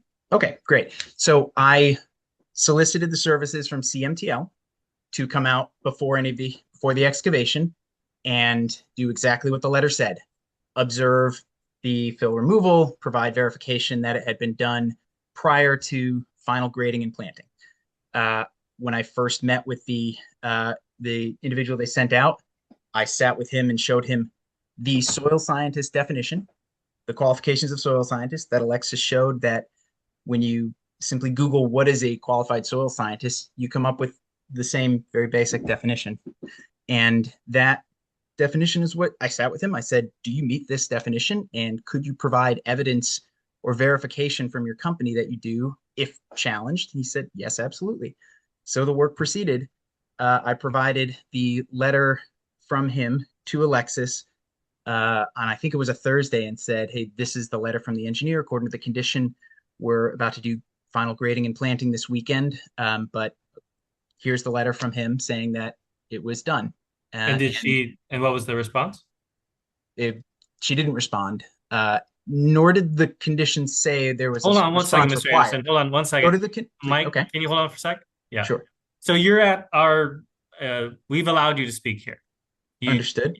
So you're gonna have to play by my rules. So we're gonna have to give Alexis a chance to. She gave me kind of a funny face when you said that.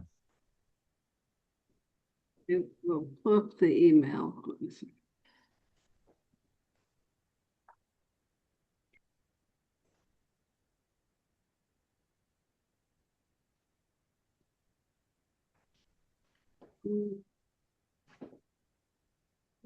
Let's see.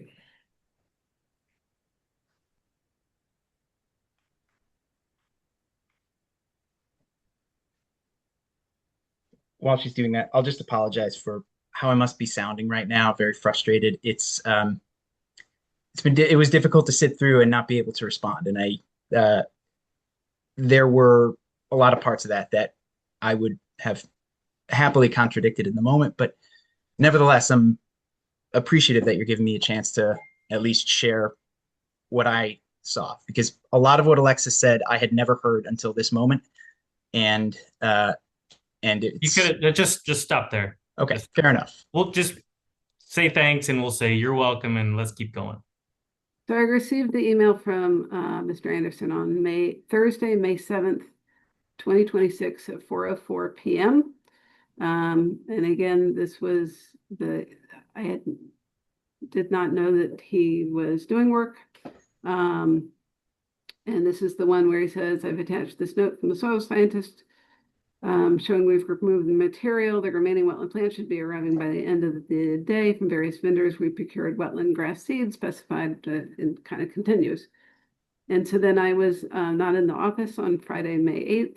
And so then on Monday, May 11th at 8:53, I replied.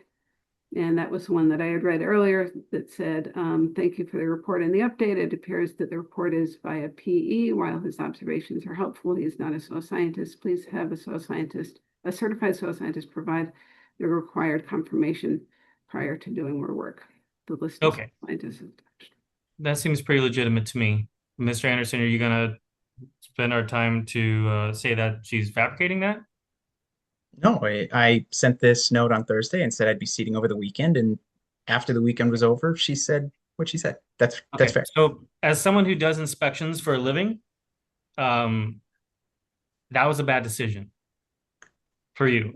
Well, To assume that you could go forward with work if you didn't get an email on, a Thursday or whatever, or Friday. It's professional if we're all going to be professionals here to, just keep all the ducks in a row. And what you've done is you've backed us into a corner. And there's not much of a chance that anything you say is going to make us not believe what Alexis has told us and what you communicated in writing. Very little chance. So, and we'd all rather be somewhere else actually at the moment rather than saying he said, she said. So all the commissioners, and I'm speaking for them, and if somebody wants to jump in, they're welcome to, other than you, Mr. Anderson. We're really not buying the case that's being made here that you have met all the conditions of the approved application. So is there anything that we can do for you now to help you get pointed in the right direction to get us out of your hair, which we'd be happy to do as soon as possible? We're very much agreed there. So as Alexis said, I'm not here for the full bond release. I'm here for the portion that is appropriate to be released at this point based on all the work, planting and invasive species management. I'll come back for next year. Okay, so actually, let me stop you there. Yeah. Nobody here agrees that all the conditions have been met that would justify releasing any portion of the bonds. Understand. Okay. The contention that, if I may, please, because there's been a lot said here without me being able to correct the record. And that is leading to the decision that I am afraid is going to be based on incorrect information. Do you want me to go back to what I said about us probably not believing what you say over what Alexis says? We'd all rather be somewhere else right now. Probably you included. I don't think it's fair to me that the late hour is a reason for me to not have the rights to update a record, which is inaccurate. This is not the way you would do it. We gave you the opportunity to provide some feedback, and I'm on the tip, just right on the edge of rescinding that privilege. Not even a privilege. Yeah, right. Privilege, not a right. Okay. So you can fight it however you want. We're not going to hash it out right here is what I'm gathering. So if I could get you to just sit tight for 1 second. I've got a couple commissioners with their hands up. I don't know whose hand was up first, though. Catherine was first. Okay, this is a question to Alexis, because what I'm hearing and the nature of the discussion that we're having right now kind of falls under the purview, Alexis, of maybe what I'm hearing is that the permit conditions have been violated, and that what we need to then have is a notice of proposed suspension or revocation of the permit. And then we would need to then have a hearing to show compliance? Because it sounds like there's dispute and questions about whether there is compliance within the permit. And I think based off of what we've heard from Alexis and the responses that we've gotten, I think that we need to actually go more into detail because this has gone beyond just whether plantings are taking, but this goes down to issues of compliance. That's my view. And So so that what would is be- actually, That would be section 22A-42A D1. Your enforcement section. and what does that look like, Catherine? Forgive me for not knowing. That looks like that Alexis has presented that the permit conditions have been violated and that we would then notify the permittee of a suspension or revocation, and then we would have a hearing in which we then would show whether there has or has not been compliance. Okay. So, all right, we're not going to figure Alexis, out I mean, tonight. you can, Right. but I mean, that's kind of what I'm here. That's what I'm hearing. I Um, Alexis, is that before Mike, before you jump in? Alexis is concurring that is that the like process we would have to go through if we can't figure out how to. I think It's there's squared two away. different things. So one is within the context of the existing permit and informing the permittee, the homeowner, that your determination that the permit conditions have not been met yet. And so because they haven't been met, you're not really ready to release the order, release the bond. And then I think what Catherine is suggesting is that she feels that not only has there been not enough, that the conditions haven't been met, she feels that the conditions have been kind of worked around in a way that is a violation of the permit. Is that a fair interpretation of what you're? That was kind of what I was picking up from, where we're at and saying, no, the fill's been removed, but we're still saying we don't feel like the conditions have been met in terms of having a qualified or proof of a qualified and proof that the materials have been removed. Gotcha.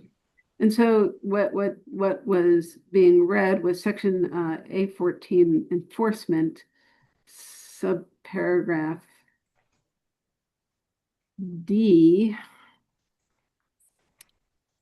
number 3, which says that the agency should suspend or revoke a permit if the agency finds that 1, the permittee has not complied with the terms, conditions, or limitations set forth in the permit, or has extended the scope of work as set forth in the application, including application plans. Could we go back to back? So that would be another, that would be yeah. So it's kind of the wrong direction if Mr. Anderson was hoping to get this Yes. His land records released. Yes. It's the opposite direction. Okay. Elise, did you have something you wanted to? I did, but I just want to clarify something, Mr. Anderson. I think where we're having a bit of a mix-up is that you said you have a conversation with this engineer saying verbally that this individual is a qualified soil scientist. Even if there were the hours completed theoretically, if we don't have it in writing, we don't have an actual certification that says soil scientist, it doesn't count. It's the same thing if, for example, if I said I have sat people down and had conversations and listened to them and then gave them, let's say, therapeutic advice, it doesn't mean that I'm a therapist. It doesn't mean that I'm qualified. It's the same instance. I don't mean to being snarky with my answer and being sincere. Like that is unfortunately, if we don't have it in writing, we cannot comply with that. It's not that we don't believe that maybe you had that conversation, that this individual did say this to you, but according to his company and the records that we have been provided in writing, we cannot go forward with releasing. But the record does say that. I think this is where there's confusion. Alexis, I sent his letter. You said he doesn't meet the qualifications, so I sent you what the qualifications were, and then a letter from his company saying that he meets those qualifications. Right. I And then still very fervently believe that he So meets the definition. What If what you I definition? look at understand you do. the Inland Wetland and Watercourse Act I understand. defines a qualified soil scientist as Alexis, you had it up on your screen earlier. You can do Yes, as that. someone the coursework, but where does that letter in that letter that you're referencing right now, Yes. to whom it may concern, right? Where are his credentials to show?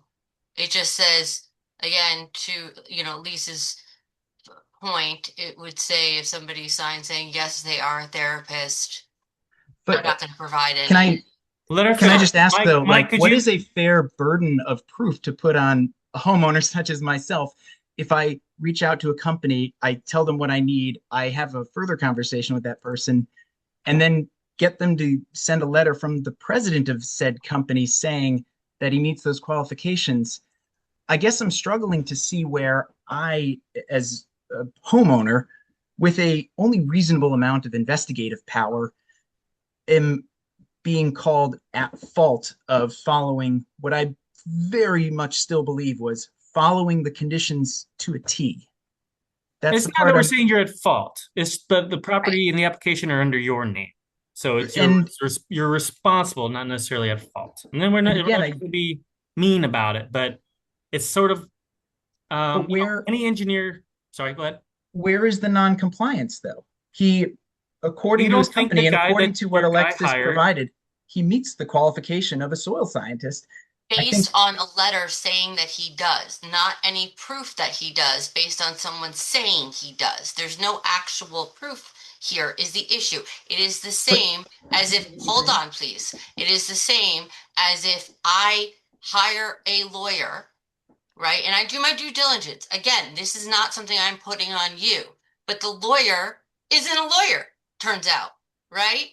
Then what happens? What happens in that case? You can take this person to court, right? there you go. But the litigation against you originally, that's for you On to you. decide. That is not, so you understand there's a difference here. You're saying this is the evidence. This evidence is just saying my boss says that I have this. I'm That's saying not that proof. They I have think to show within us the reason, 30 I did. semester hours and the criteria within the act. To the extent that they're not registered with the professional associations, then they have to meet the burden of proof in the act.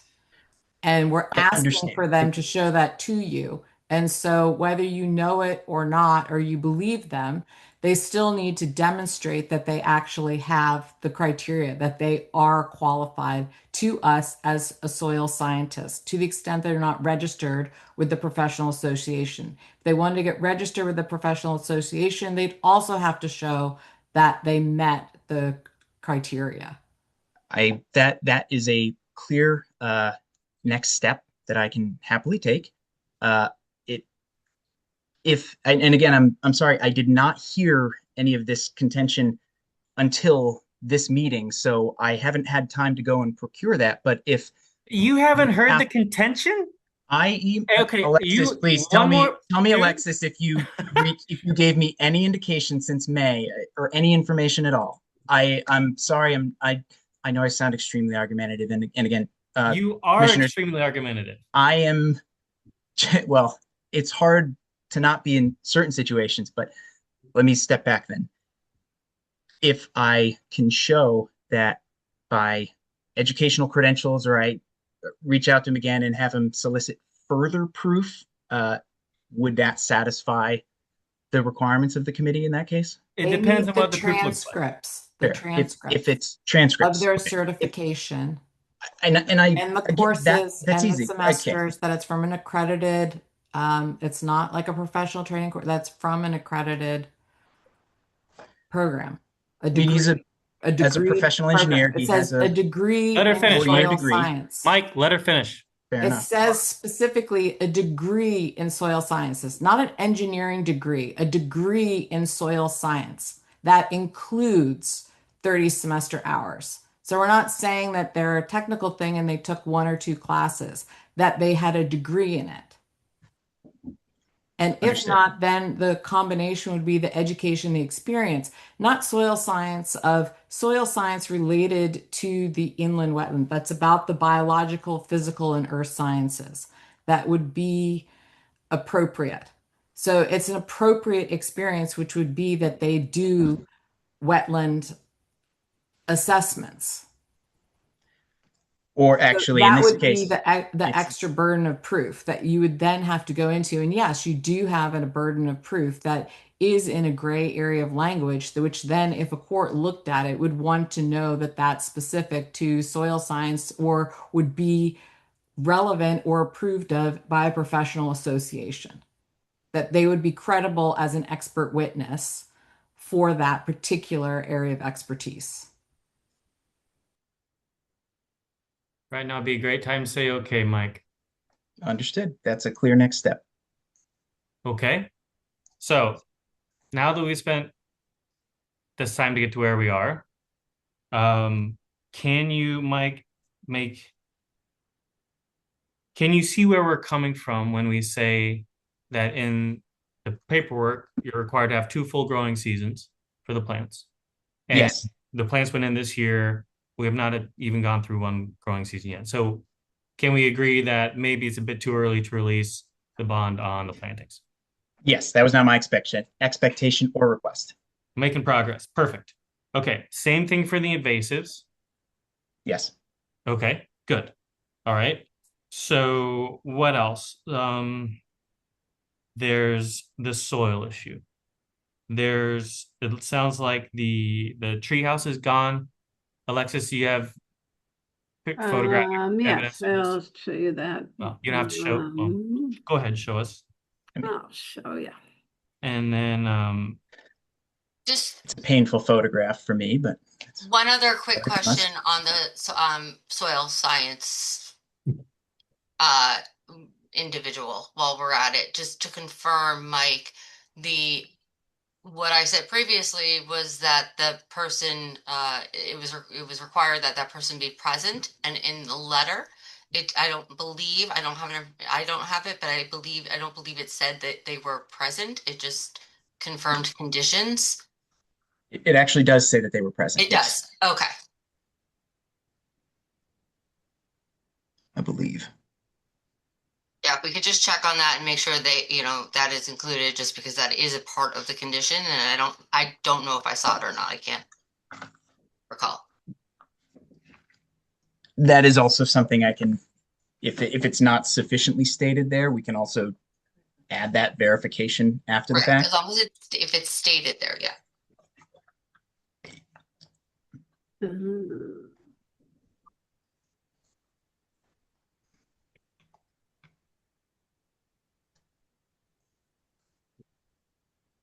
Okay. Yeah, it might be more implied than stated. I'll ask him to write up an addendum, I guess, to this. I think if the question, and sorry, Commissioner Cloakey, I'll hit it. Keep not going. try to narrate, and I think you were going through a list. Yeah, sure. Here's- Or Alexis, I'm sorry, were you gonna? Yeah, Hang so on one finally sec, Mike. got, Treehouse. And so this back. is the tree that had the tree house. So this is the view looking back to the window, or he must have taken it with his back to the wetland, and then the house in the background, and you can see the remnants of the footings. And again, this is the old wall and the newer wall. And it looks like some of the seed has come up. And I'll also say it was very much germinating when we were on site, but it was a couple weeks old, so it had there's plenty of grass, much grass there today. Hopefully not too many ticks. And then this is the second agreed. Looking wetland in the back and footings. Yep, footings were specified to remain. In any event, commissioners, it sounds like the appropriate next step is to go back and shore up the proof of the soil scientist qualification. I there hopefully isn't a question of was he there? Did he provide the report? Did he bring equipment and do all of that? And did I at least try to a reasonable, more than reasonable extent to prove his compliance and qualifications? But if there's further proof needed, happy to go back and procure that. And if that is the next step that gets us to, a clear sign of compliance, that's great. The boulder size, I wasn't really sure what to do with that. I know it's a minor thing, but man-sized boulder, there's not a clear definition of it, but I was led to believe it's the size of a boulder a man can pick up, which also is very subjective. I used a hand truck because it was too heavy for me to pick up, but they need to be bigger. That can also be made so. I hopefully that's not as big of an issue to hold this up. It's not, and I think we can look up that. I feel like that is like the king's foot. I'm not sure what the legal definition of a man-sized boulder is either. It's just think struck me as not to be one, I but think it's defined in the, is it? it's usually defined on the site plan. I'm just pulling up the site plan. Hold on. There is language for it that I've seen, I know somewhere. I found varying definitions. My landscape architect was adamant that it was a boulder can be picked up by a man, but nevertheless, the size of the plants. I know that was another point of contention. I'll say that the ones I went and sourced myself, I picked out, measured, and everything. Some I had to order online because I couldn't find them locally, and in that case, they're not sold by height. They're sold by gallon size, like root size. And I bought the ones that had the same root size as the 3-footers I picked up. I would expect that they are cut down for shipping to save on costs, smaller boxes, but they all came by UPS or FedEx. In any event, that kind of is what it is. They've been in the ground for about 4 months now, developing the root system. My hope is that as part of the planting inspection next year to release the further bond in the future, that I am quite sure Alexis will hold my feet to the fire, that there are well-established plants at that time, and that this will come up again. My hope is that we can, acknowledge the plants are there and address the size or livelihood of them at that time. Mike, if you don't mind, I'm going to let Paul speak. He's had his hand up for a minute. Yeah, this is a question for Alexis, actually. Would it be appropriate or inappropriate to send Mike a soil test from a certified soil scientist, one that we have on record, showing him what we're looking for? Just the paperwork. Yeah, but what an actual real another acceptable confirmation. I can look for report looks another, Can I ask I on can this? go through. Hold on, Mike. Let her finish. So when there's been wetland filling, you in the past have usually inserted this condition, so I can look for, have to think back. I mean, luckily you haven't had any wetland filling like this in a long time, but I will. Manresa, they had a very good soil report. Yes, that was a very good one, but they weren't documenting removal of soil. So I have Just a provided general idea of what a true yes. soil scientist report looks Yeah, like. so we do have a list. So we cannot make any recommendation Right. as far That's as understandable. who they hire, but we do have a list of soil scientists that we keep available when we have 1, 2, 3, 4, 5, 6, 7, 8, 9. It looks like about 10 on the list now. And so I did send that list to Mr. Anderson. And then there is also, as Catherine mentioned, the Society of Soil Scientists of Southern New England. They send out a directory, and you can use that directory to find people. But I can look. I mean, yes, Manresa certainly had a good thorough report. But I can look for others where a soil scientist documented the fill removal. Well, that's just going to be my question, just to what is required in the resolution in the, oh my God, I can't think of the right word. Within the conditions of the permit, Yes, thank you. is I'm really struggling. find that. Hold on. I appreciate just- the question because I was going to have the same one. The condition is really fundamentally about removal of fill, which makes sense to take a surveying or engineering type approach of measuring grade, comparing it against surveys. The delineation of Not wetlands surveys. seems to be not at a question here. We know where the wetlands were. It was just about removing the. Sorry. Yeah, so I think that the real disconnect are the words qualified and the word adequate. And that those words are contained within a wetland permit, and those are referring back to the wetland condition. Right. So qualified to make determinations regarding adequate fill removal in the context of a wetland permit where the directive is to restore the wetland.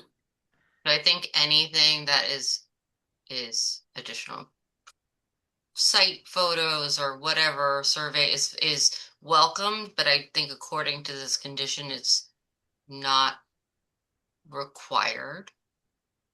If I'm understanding it, I just want to be clear on what our needs are.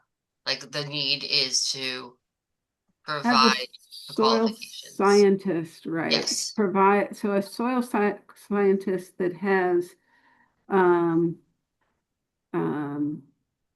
who typically looks at soil in its natural condition and who assesses soils not for structural integrity, but for their the native soil horizon. And he in his report, it's not clear that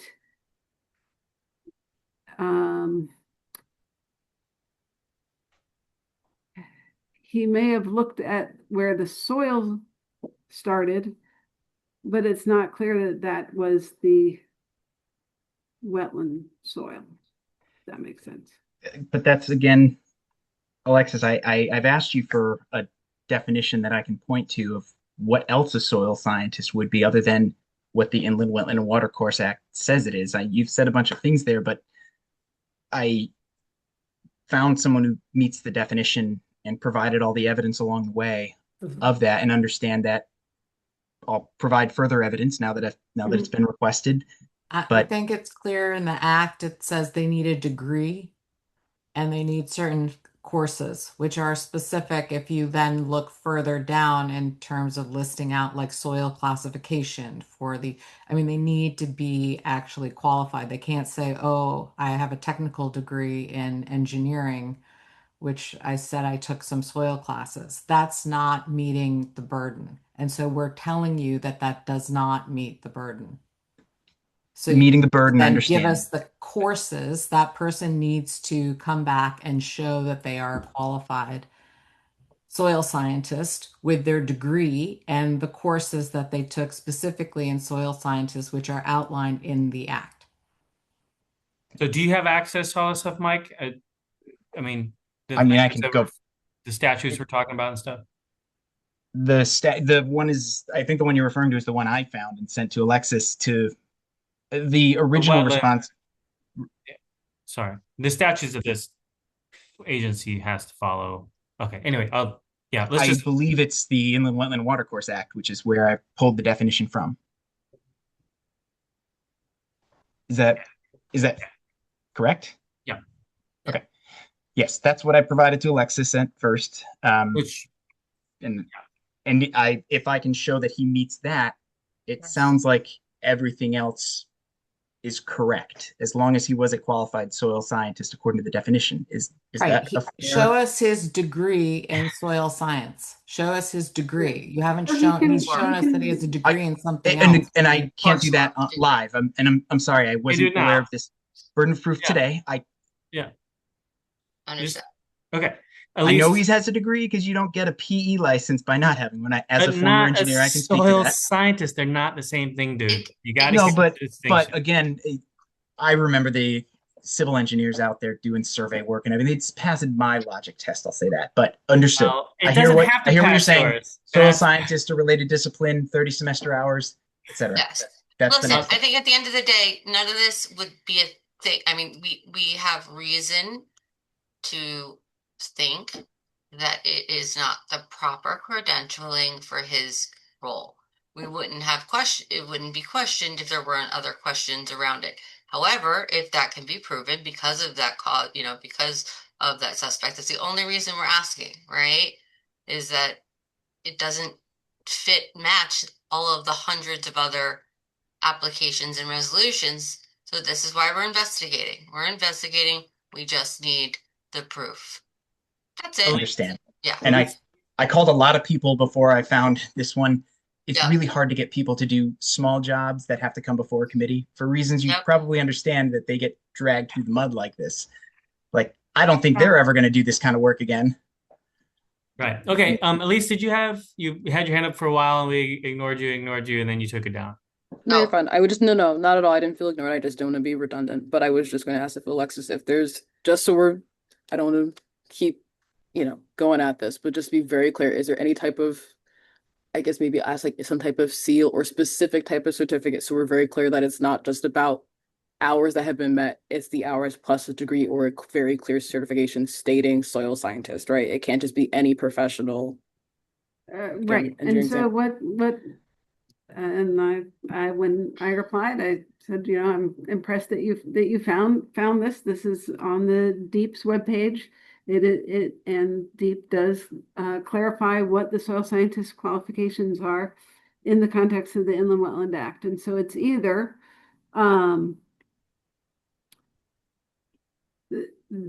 meeting this definition, and that goes back to showing those specific semester hours in specific coursework, and getting a degree that included that coursework, or getting certified by that Society of Soil Scientists of Southern New England group, of which to become a member of that society, it pretty much follows those same things of proving that you have a bachelor's in science with 30 credit hours of biology, physical, chemical, and earth sciences, with a minimum of 15 semester hours in soil science courses that meet the following distribution and approval of the directors. And so they're looking at a minimum of 3 semesters in soil genesis, classification, morphology,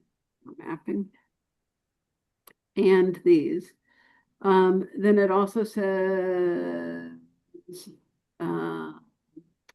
there's the Soil Science Society of America soil certification, or as an SSSA.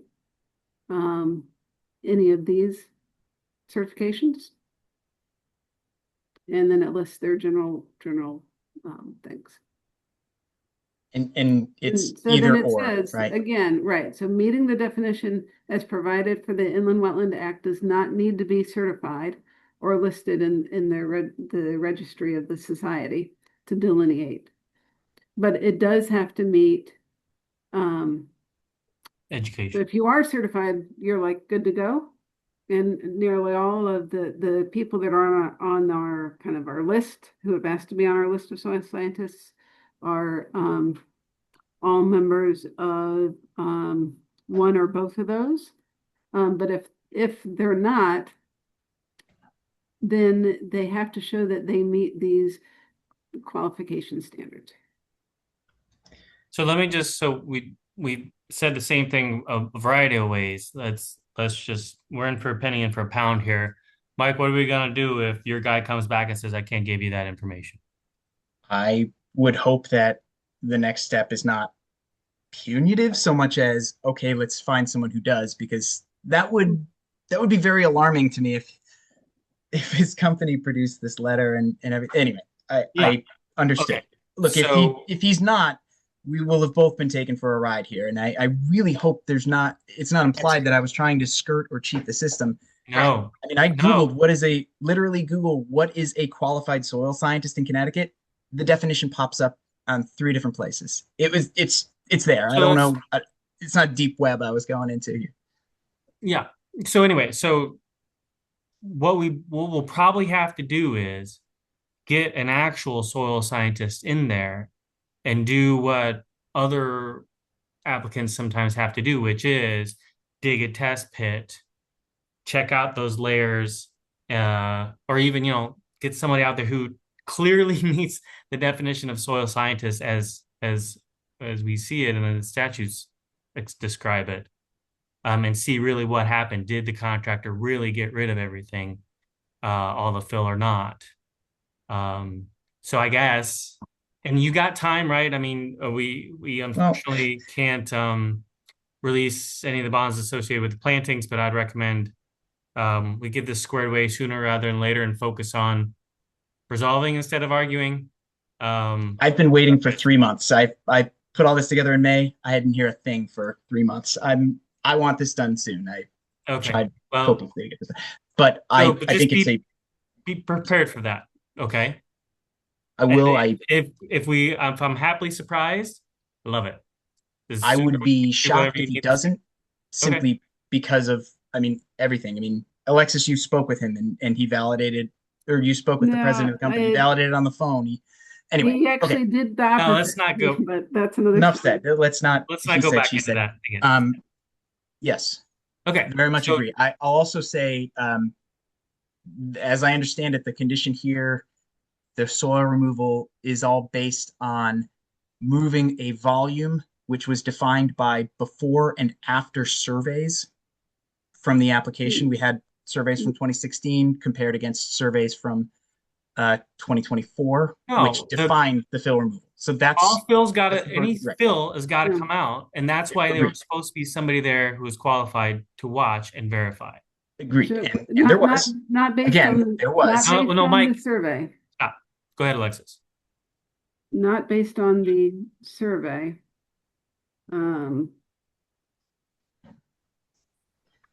Looking for your lost your permit. Hold on a second. Well, it's defined by the depth coincident with the exposure of the top of the buried native horizon or lack of native soil horizon, the bottom of foreign fill material. But we Right. defined that the as part of the adequate- application by looking at the height of the soil before the work was done, the work that was to be remediated versus the height of the soil after. That's where you got the 12 plus or minus 12 inches from.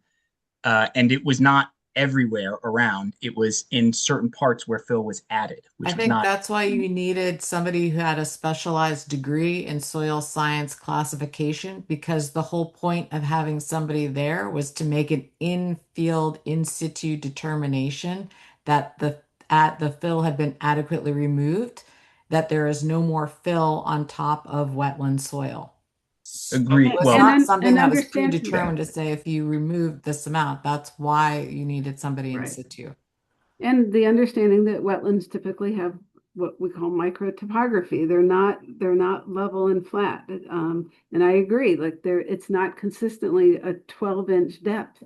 It is a variety. And so you would expect to have some places that were 12, but other places that were less, and that it have a lot of undulation and a lack of levelness. hence the hand digging and the on-site soil scientist Well, looking it over. Dude, that's argumentative. Shut it down. Shut it down. Just We're keep done. I think hold on to it. Doesn't get you anywhere. So, all right. We've given you the opportunity. I think that's enough as far as I'm concerned. Thank you for your time. vigor. There you go. apologize again if I appeared argumentative. I was vigorous. But You're thank arguing you. about I that, will by the come way. back with, I will come back to Alexis with proof of that. Now, will this require return to this committee in a couple weeks? Well, as Yeah, far- so, right, they're the ones that hold the key to determining your compliance. Okay. I got an idea. Make it easy for us. Yeah. I tried. Please. I No, had you're a not very trying. simple Actually. narrative. If I had spoken first, I could have gotten there, but nevertheless, we No. ended in the right spot. Thank you. Okay. Good night. Let's move on our agenda. 2. Oh, I lost it. Anybody? Bueller. Acceptance of minutes. Meeting I think we should debate the acceptance for a while. I don't think. Come on. Give me a motion, please. Paul? I make a motion that we accept the minutes as written. I have read them and they are accurate.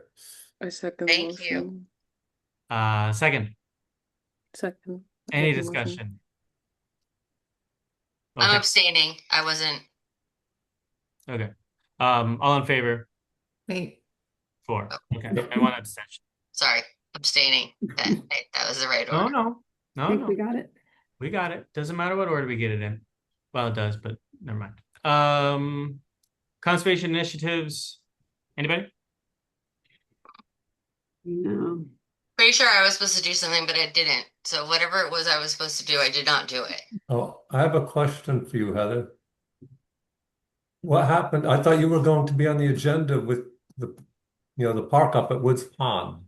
I never saw it get on the agenda the last couple of meetings. That's right. See, I told you I was supposed to do something. What's going on? Is it more objections to how they did the work? No, yeah, well, I did send photos. And I did go to the other site as well. And Alexis, I think the last time we spoke, our last meeting I was at, I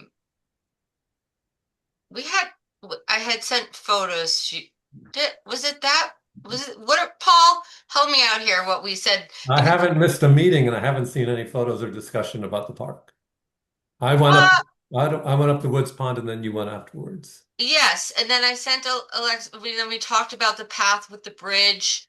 I'm not making this up in my head. The path Yeah. through the So you wetland. sent some photos in late June of the path and let's see.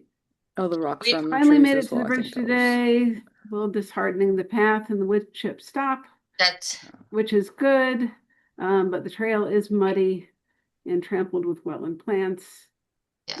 They really need a boardwalk or some solution. And so, right. So originally they actually wanted, I think they were looking to do more. And I said, no, not within the wetland. So But then they let just me- plopped the bridge in the wetlands and then made nothing to it. well, they tried to, and I just share like too much, but that's all right. Those are my pictures. So those are your photos. And so they did take they removed any fallen detritus from the path.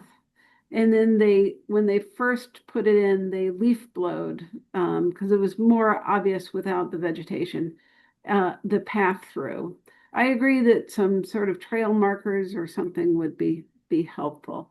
But as you can see, it does, for the most part, what we're trying to encourage is a linearness to people walking through the wetland. So I think one of the ideas of